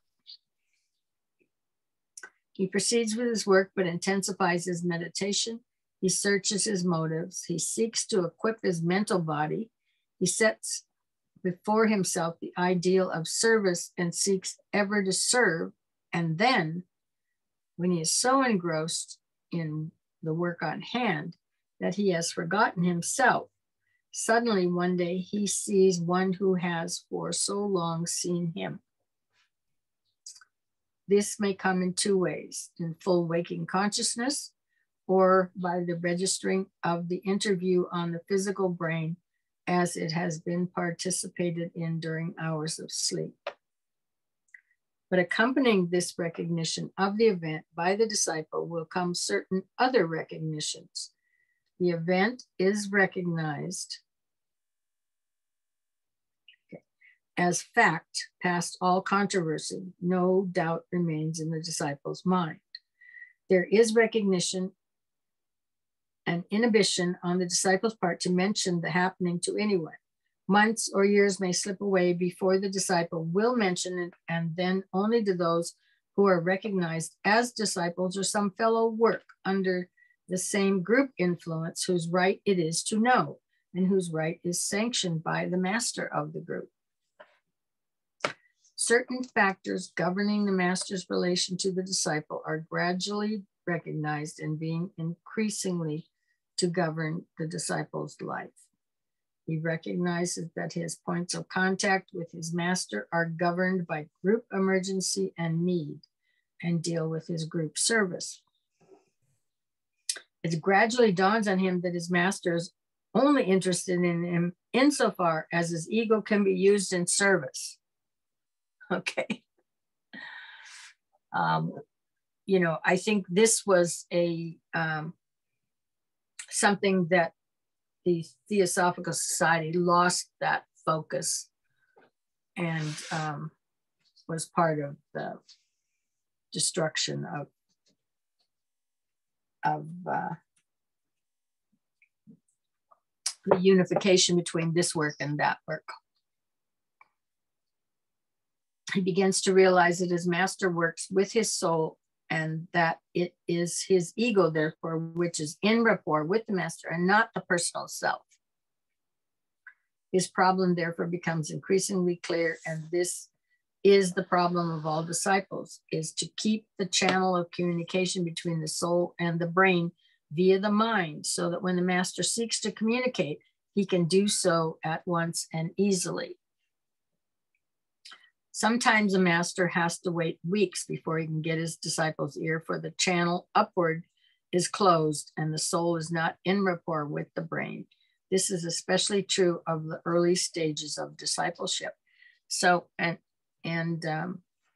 I suppose in some respect, part of this defines the relationship that he had with Alice Bailey, in terms of the channel of communication and how it was developed. And I think he indicated towards the end, it was just like a real easy flow of the words, because that channel was probably so well developed with her that things got so much easier over time.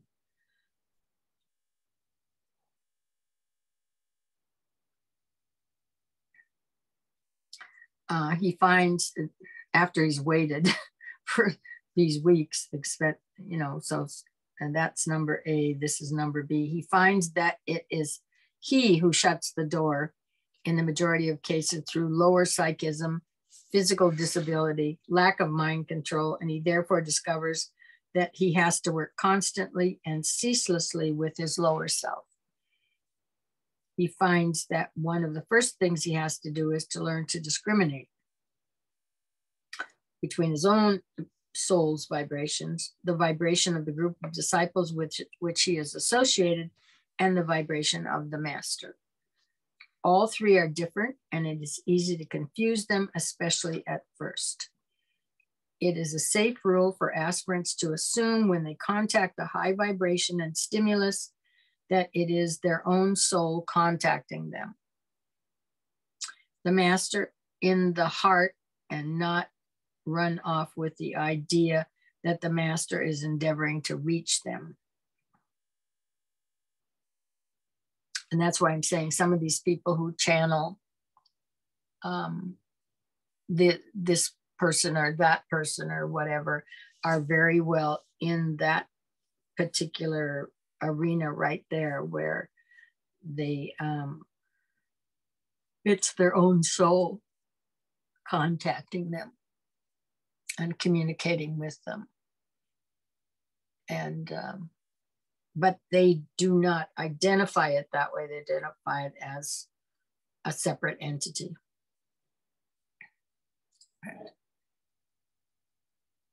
I think that's pretty much what some of these, I mean, because they have another name for the individual that they are channeling, you know, it's Seth or it's this or it's that. But I think generally that is their own higher self, probably. And a lot of that information relates to here and generalized living here. So when you read it, and it does not necessarily have gone up that full level to the triad. It's talking about the quality of life here more often than not, I think.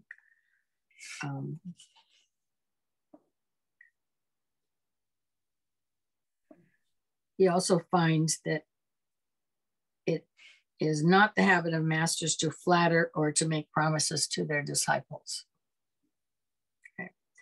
They are too busy and too wise, nor do they trouble themselves to tell their disciples that they are destined for high office, or that they are intermediaries and that the hierarchy is depending upon them. Ambition, love of power, and self-sufficiency, which characterizes many mental types, test out the struggling aspirant, and he gets from his personality all that he needs in that line. These qualities delude him and lead him astray, forcing him onto a pedestal from which eventually he must descend. The masters say nothing to feed their pride in their disciples, nor do they speak words to them which could foster in their chelas the spirit of separativeness. The disciple soon finds out that masters are not easily accessible. They are busy men, ill able to spare even a few moments in which to communicate with the disciple, and only in emergencies, in the case of a beginner on the path of discipleship, do the masters expend the necessary energy with which to get in rapport. With old and tried disciples, the contacts are more frequent, being more easily achieved, and bearing more rapid results. It should be remembered, however, that the newer the disciple, the more he demands attention and considers he should have it. The old and more experienced servers seek to fulfill their obligations and carry forward their work with as little contact with masters as possible. They seek to save the master's time and frequently consider an interview with the master as demonstrating failure on their part and producing therefore regret that they have had to take the master's precious time and force him to use his energy in order to safeguard the work from error and the disciple perhaps from harm. The aim of every high disciple is to carry out his work and be in rapport with the spiritual force center, which is his group, and thus in steady touch with the master without interviews and phenomenal contacts. Many only expect to contact their master once a year, usually at the time of the full moon in May. Well, we know whose full moon that is. That's the Buddha's full moon. He finds also that the relationship between master and disciple is governed by law, and there are definite stages of contact and grades in the desired rapport. These can be enumerated but cannot be enlarged. The stage wherein a disciple is contacted by the master through another chela on the physical plane. This is the stage of little chelaship. The stage wherein a higher disciple directs the chela from the egoic level. This is a stage called a chela in the light.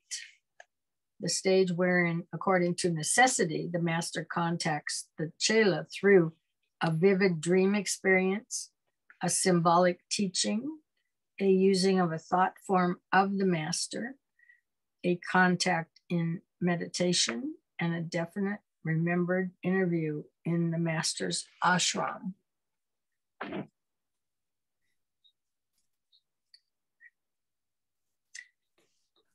This is definitely the stage of accepted disciple. The stage wherein, having shown his wisdom in work and his appreciation of the master's problem, the disciple is taught how, in emergencies, to attract the master's attention and thus draw on his strength and knowledge and advice. This is an instantaneous happening and practically takes none of the master's time.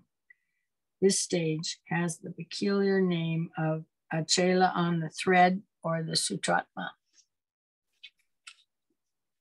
The stage wherein, having shown his wisdom in work and his appreciation of the master's problems, the disciple is taught how, in emergencies, to attract the master's attention and thus draw on his strength and knowledge and advice. This is an instantaneous happening, practically takes none of the master's time. This stage has the peculiar name of, oh, did I read that totally twice? Probably did. Mm-hmm. Yeah, chela on the thread. The stage where he's permitted to know the method whereby he may set up a vibration and a call, which will entitle him to an interview with the master. This is only permitted to those trusted chelas who can be depended upon not to use the knowledge for anything except the need of work. No personality reason or distress would prompt them to use it. At this stage, the disciple is called one within the aura. And the stage where the disciple can get his master's ear at any time, he is in close touch always. This is a stage where the chela is definitely being prepared for an immediate initiation, or having taken initiation, is being given specialized work to do in collaboration with his. At this stage, he is described as one within his master's heart. There is a later stage of a still closer identification where there's a blending of the lights, but there is no adequate paraphrase of the term used to cover the name. The 6 stages above mentioned have been paraphrased for Occidental understanding and must in no way be considered as translations of the ancient terms. So before I continue on, questions, comments?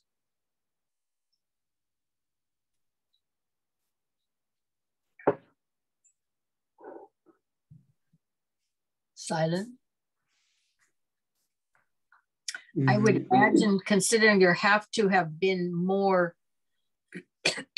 students that have moved up a little bit, and I don't know what the number of masters is, but they must be really overworked, you know, and have a heavy demand, because the volume of people who have gone through this in comparison with the very early stages they indicate is certainly the numbers compounded, and that that the simplicity of some of the earlier masters, what it took to make the graduation was very simplistic, and it gets harder all the time because we're dealing with more information, more awareness, more advancement, if you will.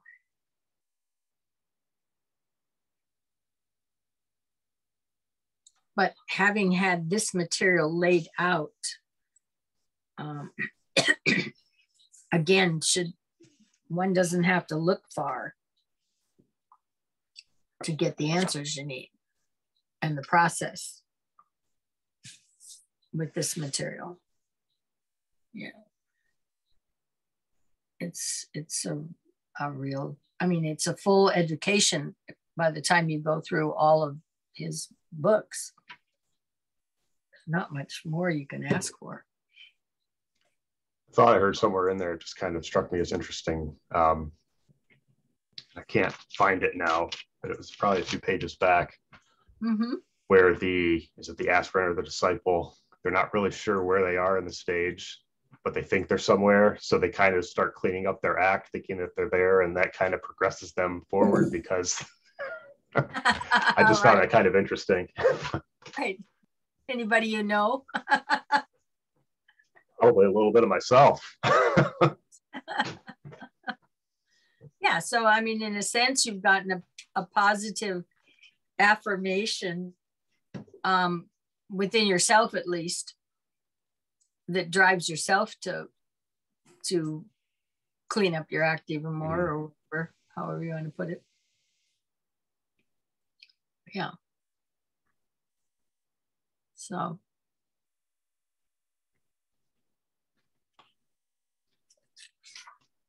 Well, there's a lot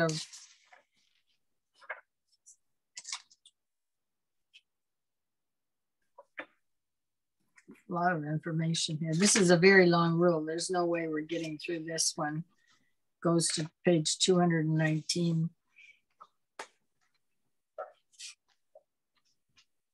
But the soul at that level isn't teaching you about what's going on in the spiritual triad above. It's giving you what you have gotten to date, right? So this is the difference in the vibration that we're talking about a little bit in there.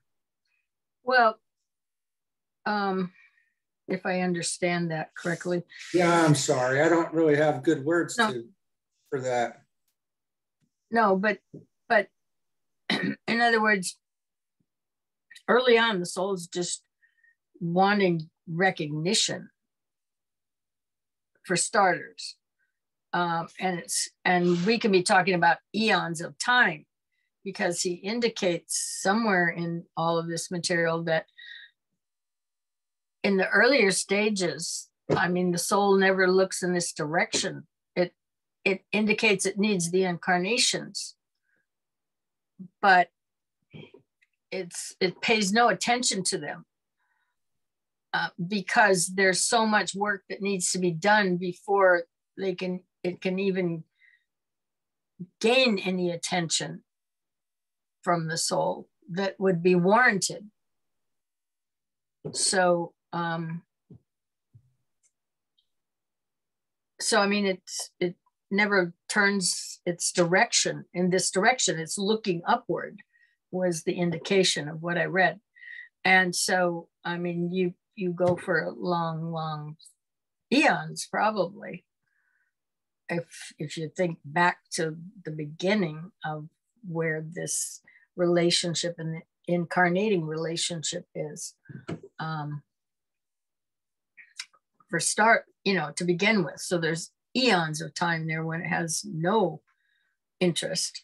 And like it's often been said, until you've got an integrated personality, it's not going to really be interested in having any real interaction with you of any sort, simply because it's dangerous to you if you haven't got all of those lower bodies under control and focused and operating as one unit.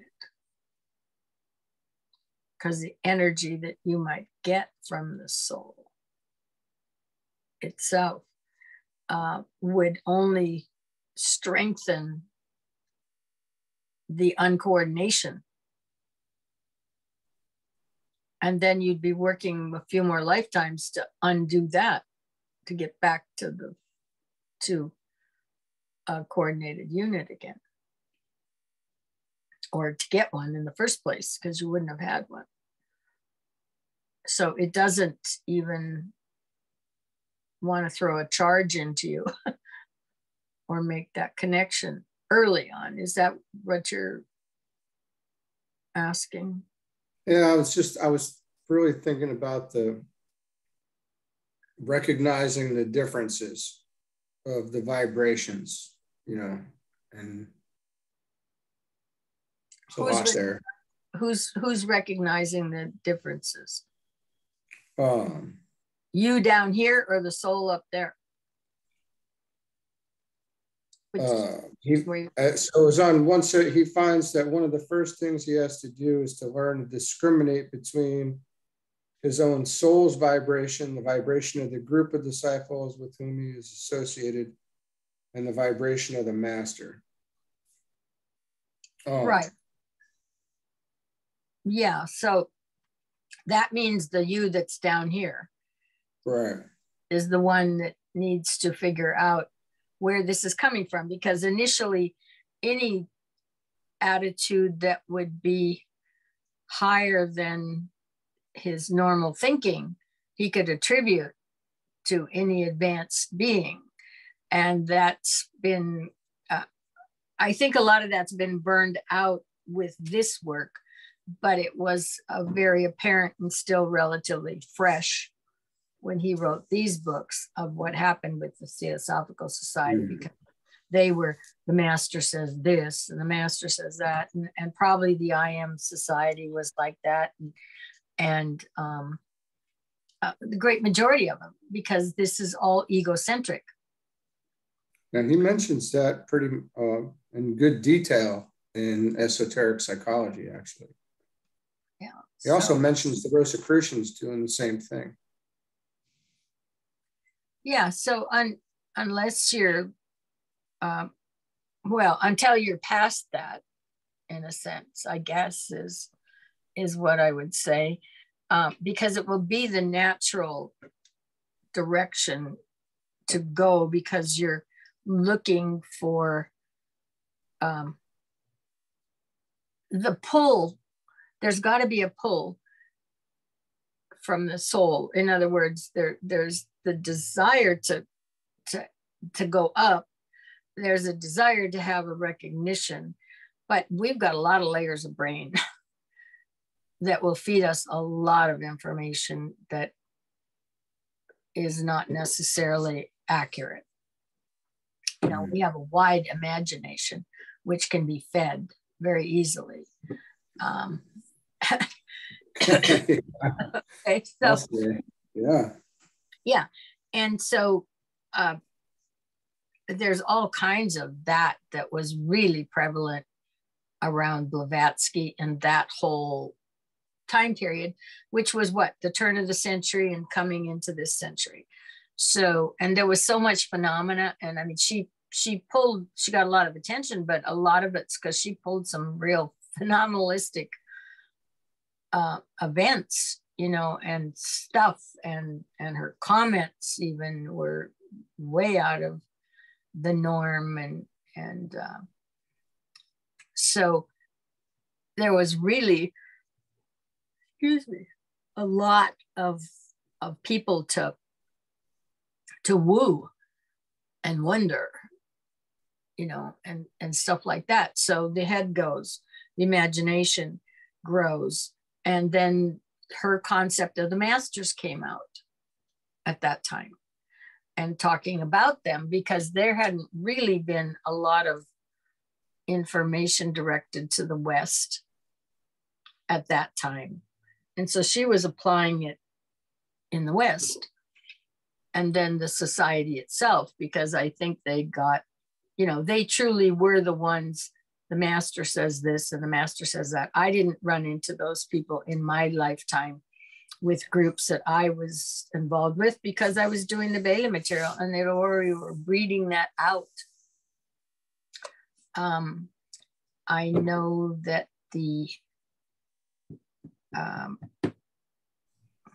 what are the Masonic whatever, because there is a revitalization of that meant to be occurring that DK had wanted with, and changing some of the rituals and whatever else. And I know in that seating format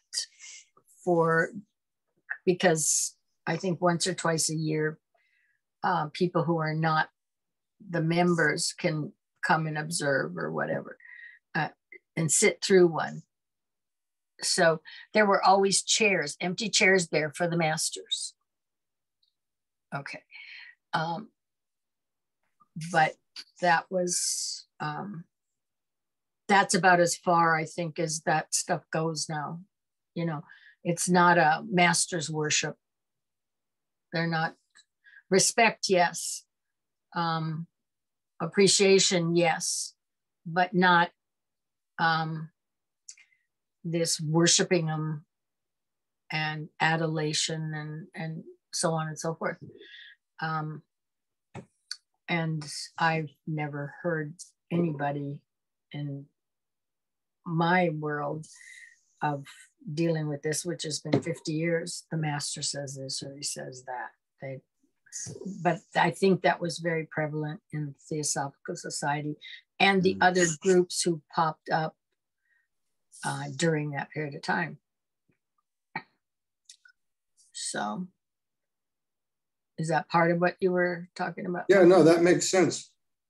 I mean, and he says, you know, that causes problems, that attitude, in a lot of ways. Bad, yeah, a lot of problems. It's you're trying to get to the soul. This is really about the soul, you know. And yeah, and and the thing is, that's an obstruction because you're looking at the concept of a master or something. It obstructs getting there. Mm-hmm. Yeah. And it's probably filling one's head with imaginary stuff of what this illustrious master or whatever is supposed to be or have accomplished, or, I mean, you know, you can fill your head with all kinds of expectations that may not be realistic about that status and what that status represents when they're not necessarily true. But it would stop your own journey. Yeah. Yeah, because everybody's got to do it themselves. You know, that's the only thing that counts. Nobody can bonk you on the head and say, you're chosen and you're chosen. You choose yourself and decide you're going to take that journey, and then you give it your all, you know. Yeah. And by that, part of your all is whatever your karma is here at the same time as you're making that journey. When I say give your all. But it's the building of your body, of which you've got your physical. Now it's your subtler bodies that need to be built. That takes you up to the next triad. Okay. I mean, that's the process. Nobody can do that but you. And it's not done overnight unless you're recapitulating because you've already done it somewhere else in an earlier incarnation or something. And you can't fake it. You know, it's either happening or it's not happening. So, and you can't worry over it a lot and give it a whole lot of thought. You just do the best you can do, keep your attention focused, so on and so forth. But and just trust that you're on the right track. But you're never going to know when it's going to kick in, so to speak, with recognition. Yeah. But if you understand that things go by law and that it will proceed once you've made that initial appeal, if you will, and kind of made a little connection, because it's even, he talks about with the triad after the third, he says, even with that atmic level, which if it's the finest of that thin line of light, but makes that connection, that's all you need, because that's the start. And so it's building that bridge, that anachrona, making that initial contact, which is all subjective. Once you get the connection, then that line will become active. Okay. And that's just all. And nobody can do that for you. And trying to figure out what it all means ahead of time is senseless. Mm-hmm. You know, because it's a process of being. It's not figuring out what it's like or not like. Yeah. The only thing that counts is your own personal actions, and that's determined by your choices. The same for everybody. Yeah. When you start getting into like the group work, like all those members in that group have to be in alignment. I think he alluded to something there on page, back on page 161, where he's talking about the conditions of the waters and the whirlpool, the cesspool of selfishness, and that you have many disciples who have achieved a fair measure of self-control and of personal disinterestedness. They're not the victims of personality, desire, and aims, but are comparatively free from the whirlpool of selfish tendencies. But their astral bodies are again and again swept into a state of agitation by the group for which they work, become depressed, dissatisfied by the results that they achieve to fail or achieve. And it kind of goes into, I'm sensing that it's like others that are in that group that kind of still steer towards those selfish tendencies. They can throw the whole group off. Is that an accurate interpretation? Yeah, and I see this with limited group work that I see. And I'm not talking about the Bailey material now, but just there are people who really want to work in a group. Mm-hmm. Okay, they really believe in that.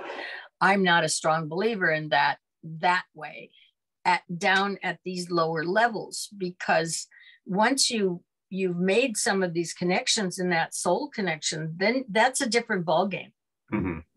But if you're down where your group is predominantly functioning on their astral, right? Okay, and now and there's decision making, and you're not going to get a consensus of 12 people, right, to all do it the same way. You just aren't. They're all coming there with their own axe to grind, maybe their own history of this group, mm-hmm. So on and so forth. So when they're not meeting in view of each other, they're backbiting somewhere else. Okay.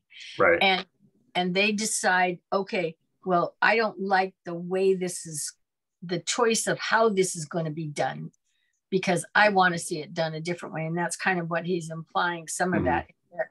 Okay, so I'm not a real supporter of trying to force the people who are functioning on that physical astral plane with no advanced development on the mental plane, mm-hmm. to be trying to do group work, because all they do is fight each other, right, and backbite and get nothing done. Yeah, well, and that could really significantly limit the individual growth that has to occur before you can even really get there, right? Right. Yeah. You know, once you get a group if you got a group of people here who've done the third initiation, for mm-hmm. example, then they can go in and they can start to work, because once you've made that connection, you have moved now into the realms where you're going to do a lot of your development in the formless realms of the spiritual triad. Your inclusiveness and your ability is just expanded beyond belief compared to what, I mean, look at the little kindergarten kids. Okay, and kind of imagine it, because it's not far from that in terms of one wants to play this way and one wants to do it that way. And they get a little older, they've just got a stronger emotional grip on how they want it, and they can get angrier and so on and so forth. So there's that stage. And he tried groups. And early on, there might be some good ones now, because he's 100 years later, literally. 100, yeah. They were working on it before 1923, but I mean, we're coming right up on almost 100 years, and you've probably got some groups that are more, that the greater percentage of them, or almost all of them, are advanced to that level. So they're actually really working on those levels where they don't have all of that astral functioning and physical, for that matter. But otherwise it's hard. I mean, you have it all the time in any kind of group, period. Very few groups are you going to get where they're really working for a goal, and they would self-sacrifice themselves in terms of their little ideas to go for a bigger goal. Right. Because they are going to be working their chart. Let's put it that way. That's you know, and their chart says, boom, this is the way things happen. And that one's chart says, that's the way this is going to happen. And, you know, so there's clashes either right up front or undercurrents. Very difficult until there's a certain level of advancement. So you've probably seen it. No, of course. The number of it's like, you work it's with. like, it's a weekly occurrence at work. Yeah. But it's interesting though, because, you know, you can probably somewhat gauge where you might think that individuals within a group might be, dependent on like how they proceed in those groups. If they're willing to and they're constantly making sacrifices and things like that of their own personal wills for the greater good of the group, that's probably a pretty good indicator that from a mental capacity, they're a little bit more advanced than the others in the group. The unfortunate truth is that you got the other guys. Those are the ones with the good ideas that you actually want moving forward. And 9 times out of 10, they're kind of knocked down because the others are like, yeah, no, we got to do it this way. Yeah, no, they're not there yet. And yeah, so I mean, it's really, and as far as having a consensus instead of a leader, I mean, that doesn't work any better at that point, because then you probably get no real I mean, there has to be, I know the Japanese do consensus, but you know that the majority, there's a leader somewhere there laying out the initial plan, and the other ones in pecking order go along, you know. So, nope, it's. Well, what happens before they get to that consensus taking too? Like, yeah, you know, is there some manipulation and coercion going on before they even get to that stage so that they have the consensus when they have to take the consensus? Who knows? Well, the chances are in that society, because they recognize and value age, etc. That, yeah, there's a lot of just given consensus that one understands, you know, because Right. what the younger ones just should join in because they're learning, you know, and this is their education. And after they've had 40 years of that, they're on the top, and they expect the other ones underneath to, who haven't got, yeah. No, but it's, again, like I said, it's real hard to do group at that level, but the journey that you ultimately take, that only you can take, is the one he's talking about here, in terms of your subjective and all of that. You can put that together, and you don't need anybody else around to do that. You know, like I said, these books are great guidance, and I would suggest anybody who's interested in that journey just hangs with this stuff and goes through everything and builds that consciousness in, because that is where this will lead. When your consciousness and this are, you know, that's built into your consciousness and it is part of your truth, then that will be the procession.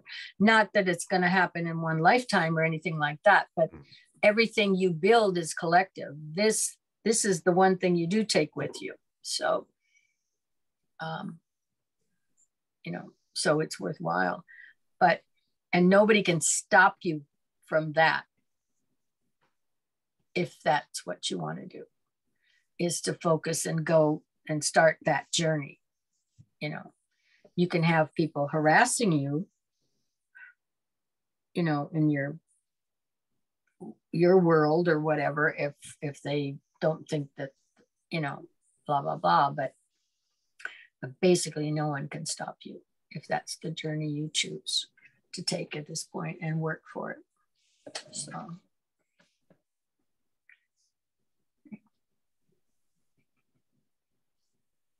And he does, I mean, Moria will say every once in a while in one of his books that every so often you're going to take a break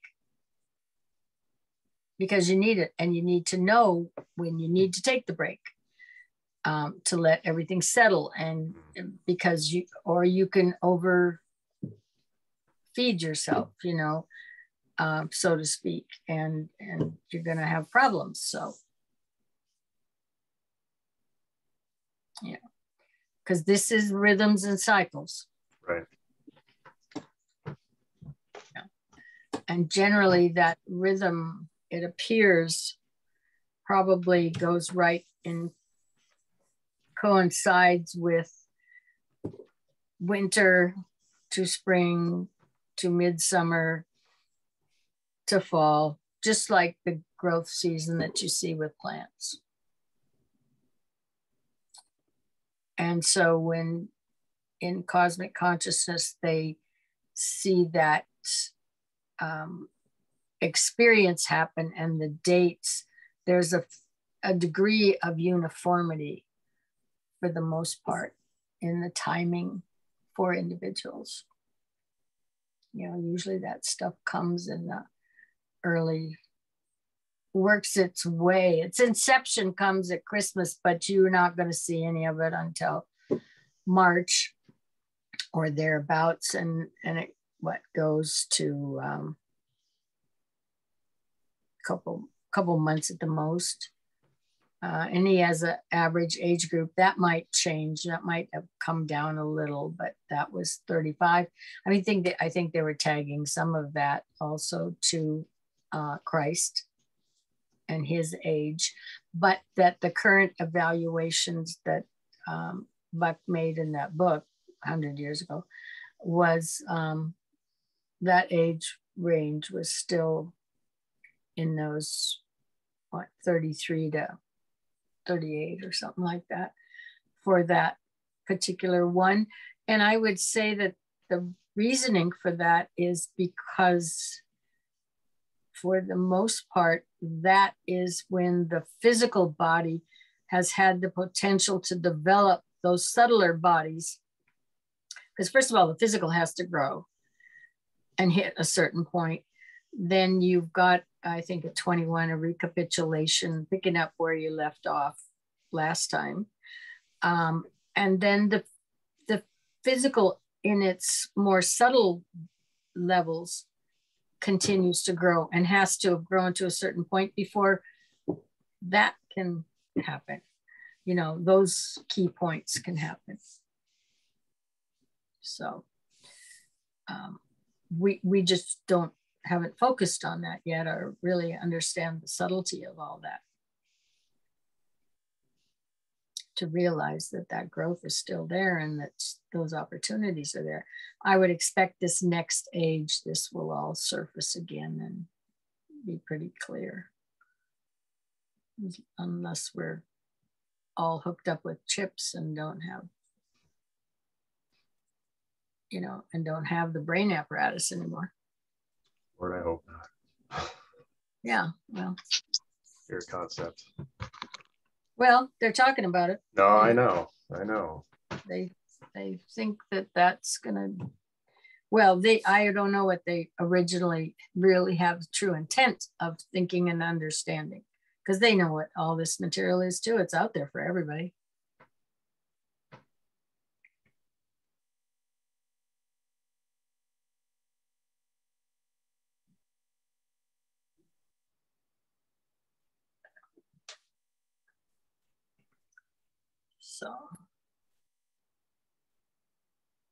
So that's probably, that's in Rule 5 is where we've left off. 174, I think. Yeah. So that's where that is at this point in time. And we've talked before about, I won't be available for the foreseeable future with this, but you guys may be choosing to go on with it and read it. And I know there's other people who watch these videos, so they might appreciate that. So.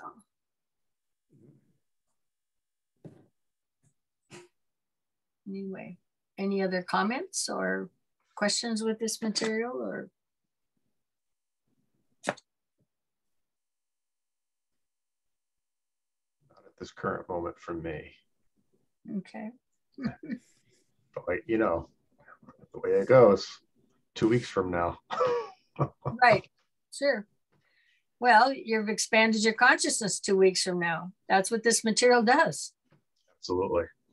Yeah. And that's why anybody can take this journey and choose to do it. Yeah. You know, and the material is there, and the ability to expand your consciousness is built right into this material. Mm-hmm. So.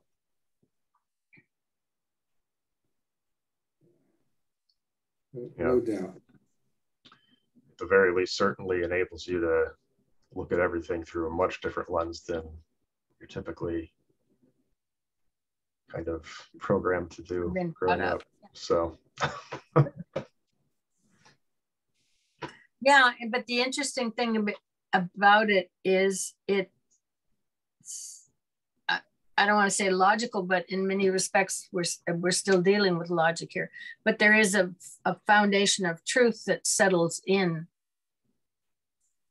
with one's mind and starts to rework things in a positive way. So, you know, your results usually of living here improve. And they say that, you know, they always mention, or he always mentions, you know, in the world, but not of it.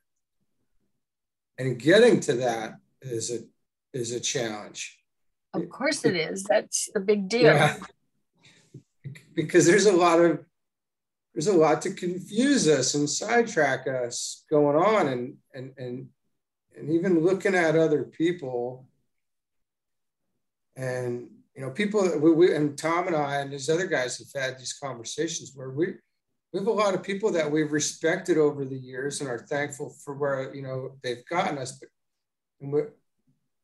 And so when it comes time to be in the world and not of it, when you're still looking at those individuals, it's like, well, we're moving, the turtle's moving past now, I guess, at that point. And it's hard to, there's still a lot of confusion.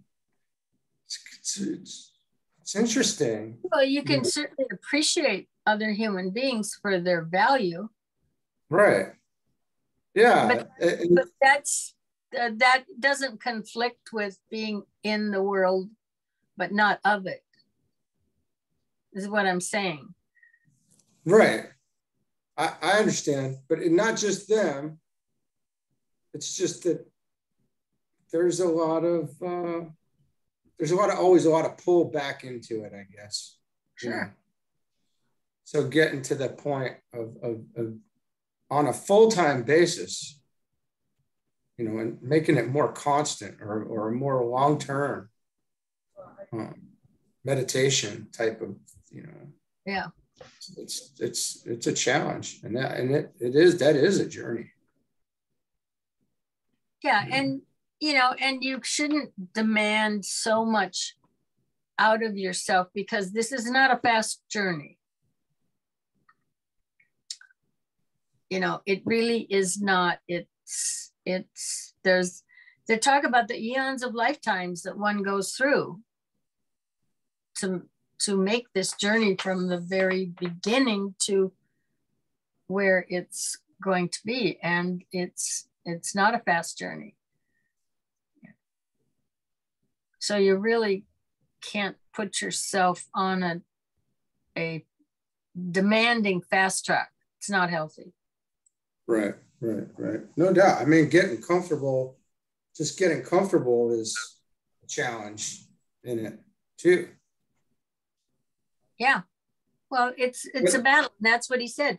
There's the battle, and there's the point where, you know, you're making the shift, but you don't have much to work with on the shift. And so obviously the pull is back the other way, and it's confusing. And what can you have nothing practical to show anybody, nothing tangible. Yeah. You know, other than they might find they get along with you better than they did before, or something like that. You know, but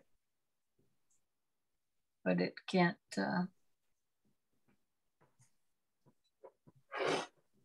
Yeah, it's, and part of the problem is, you know, I mean, the focus here is, okay, there are masters. All right, and they came from somewhere. They came from the ground up.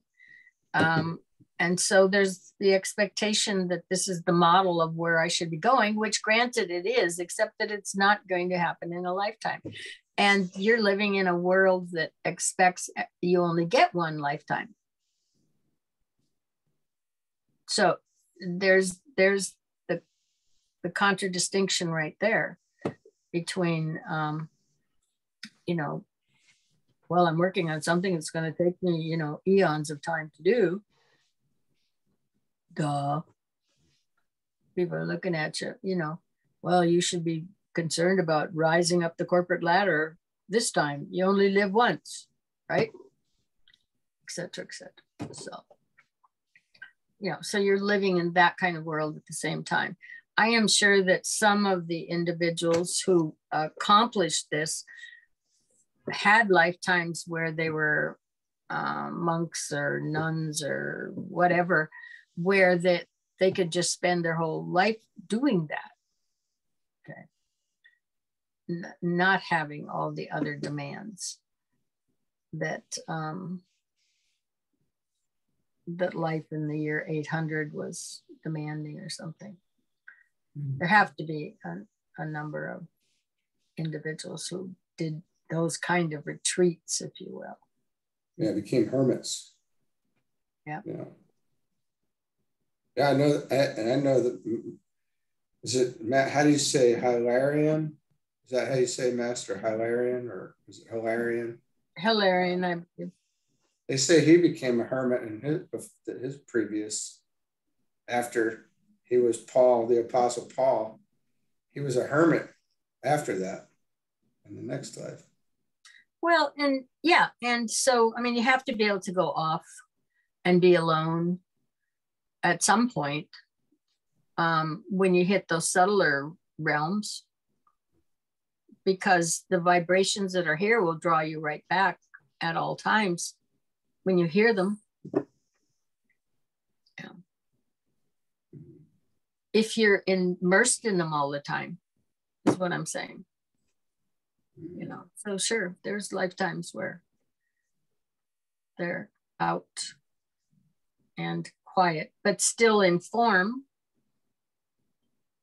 because they're probably drawing something's happening while they're in form that needs to be happening. It's very interesting to start thinking in terms of lifetimes instead of weeks or months or a year. Yeah, you're in a long-term goal now if you choose this. But you're also in a day-to-day world. And the expectation is not that you're gonna give up all the responsibilities that you have in a day-to-day world. You know, in other words, you're not ditching a lot of other beings that are in your world to accomplish your own goal at their expense. If you have responsibilities, then you take care of the responsibilities. And you do this at the same time. And it can be done because you know that physically you can do a whole lot of things, whether you're thinking or not. In other words, you're mental, and you can be doing a whole lot of things where your mind is thinking something else. So your mind has that capacity. Doesn't have to be physically present like your hands do all the time. So it can be doing more than one thing. Yeah, DK even says that, and we have had this conversation, and Tom has mentioned this before, that a disciple can get a lot more done in a very short amount of time than somebody else. Yeah, because if that disciple is not being constantly triggered by his astral plane, and to respond to a whole lot of things that probably aren't even in the environment, but he's still okay. You can be more focused, and if you can focus on whatever you're doing without a lot of distractions, you can get it done faster. And you've got a clearer mind and a clearer emotional realm that's not, mainly making you a twirling dervish.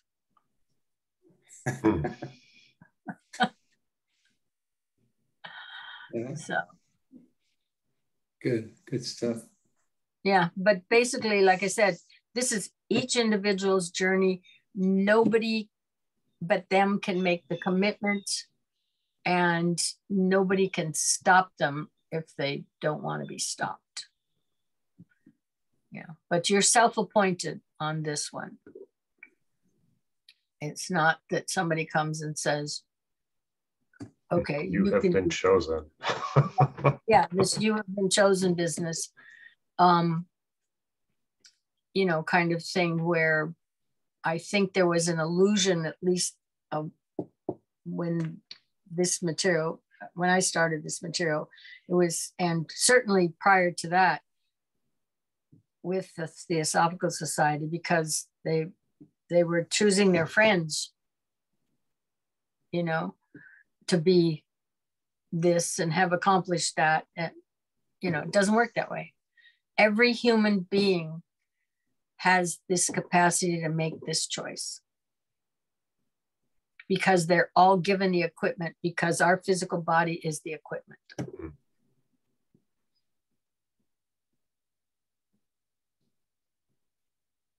Doesn't matter what race, creed, color, whatever, all the words that they've used throughout history. It's not discriminatory that way. Right. Yeah. So it's to us to use that equipment wisely. Yes, which means that you need to try to keep it healthy. Right. Yeah. So a lot of the current behavior out there disrupts this process because of the damage or just the reoccurring trips to the astral plane, that builds that in, because the majority of those drugs are triggering that emotional realm. Yeah, no, there's a lot of efforts now to make this equipment dysfunctional. Mm-hmm. Yeah. Yeah. Yep. Yeah. So now I've heard a lot about MDMA, not MDMA, but MEO, DMT. There's a drug that you hear a lot about going around, right? And a lot of the response that you would hear from people is that they were wrapped in love. MDMA. Yeah, and it triggers DMT, and then they've got this DMT stuff. But that's an astral. Is that right? That's astral? Yeah, it also the French did research on that years ago, because it's been around for a while, and they had patients taken it once, and then they tested them 5 years later. It had burned the nerve endings, probably the receptors on, I believe it was, on the nerve endings. And 5 years later, that had not grown back. They had not grown back. They were permanently damaged. So that one does permanent damage to you also. And they're now considering using that as a drug for our psychiatrists to use on individuals. But when you have that, I think when you have that feeling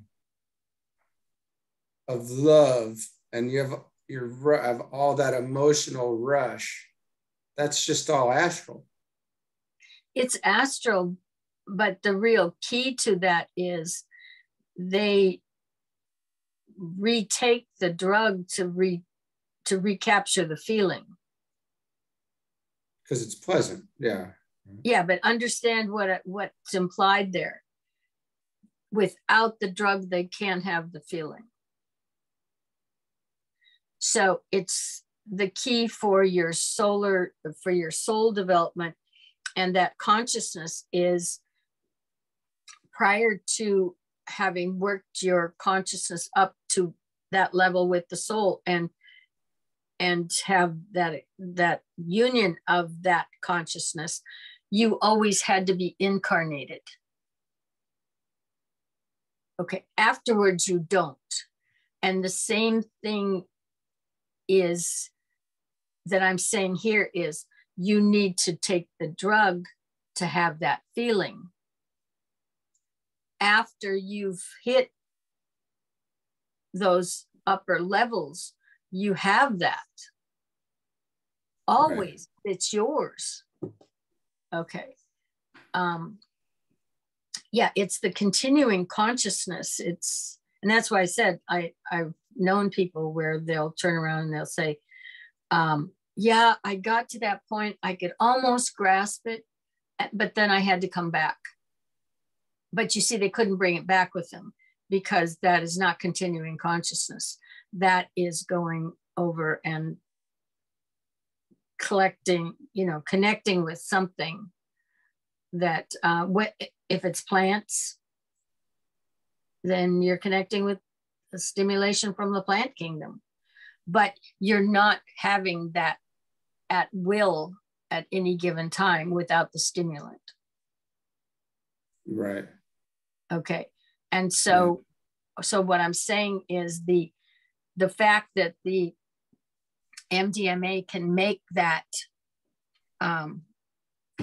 that feeling occur is one thing, but it's not the origin of when you're up at the top of that chart and you have connection, conscious connection with all of those energies that are inclusive. That's, I mean, there are two different things. One is a stimulant from a chemical or chemistry in a plant or whatever, but you have to have the reoccurring events. You have to keep taking this stuff to get there again. Totally different from the evolution. And I would expect that as you move up that chain, you're not, there's a different type of connection, as inclusive as it will be, because they've talked about the lesser veils, and pretty soon there's very little obstruction to your interacting with all of the energy that functions in that realm.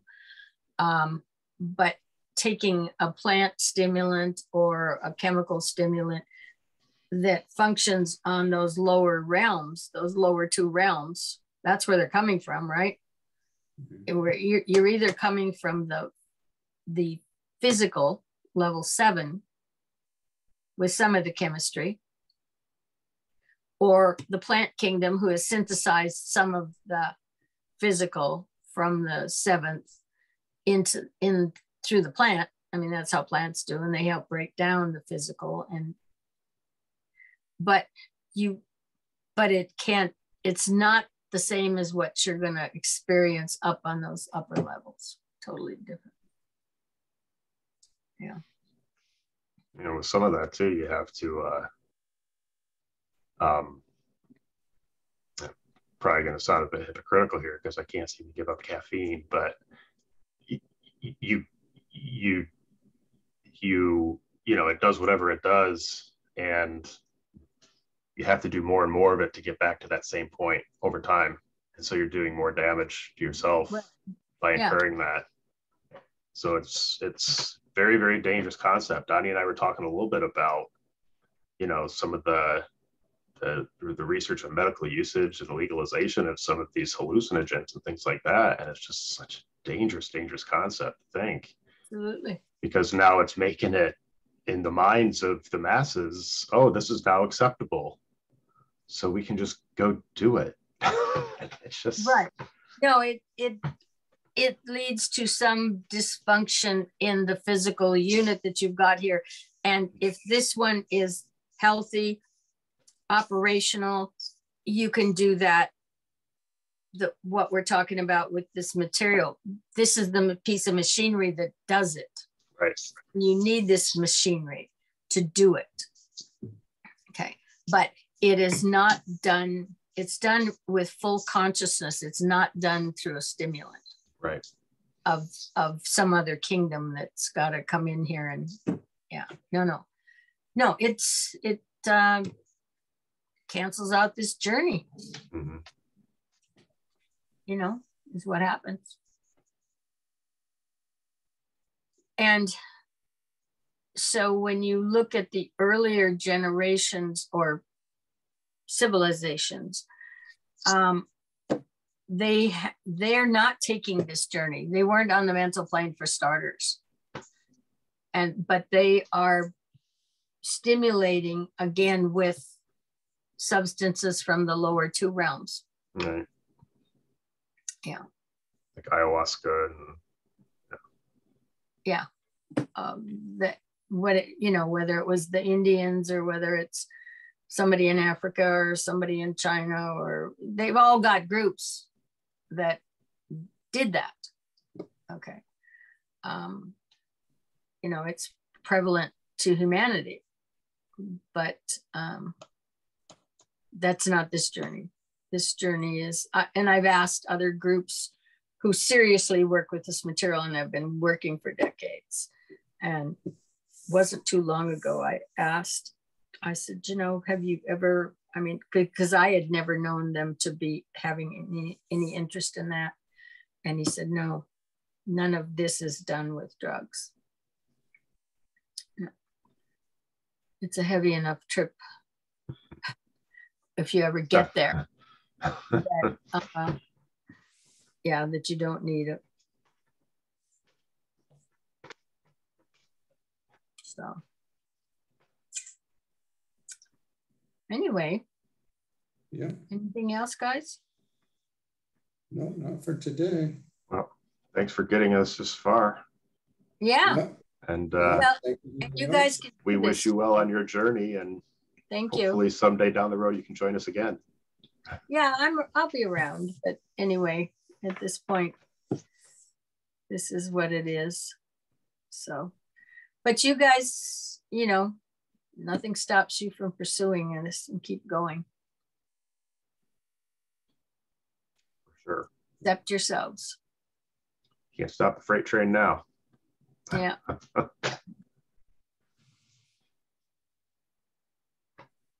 So, I guess you can push the button whenever you're ready. Okay.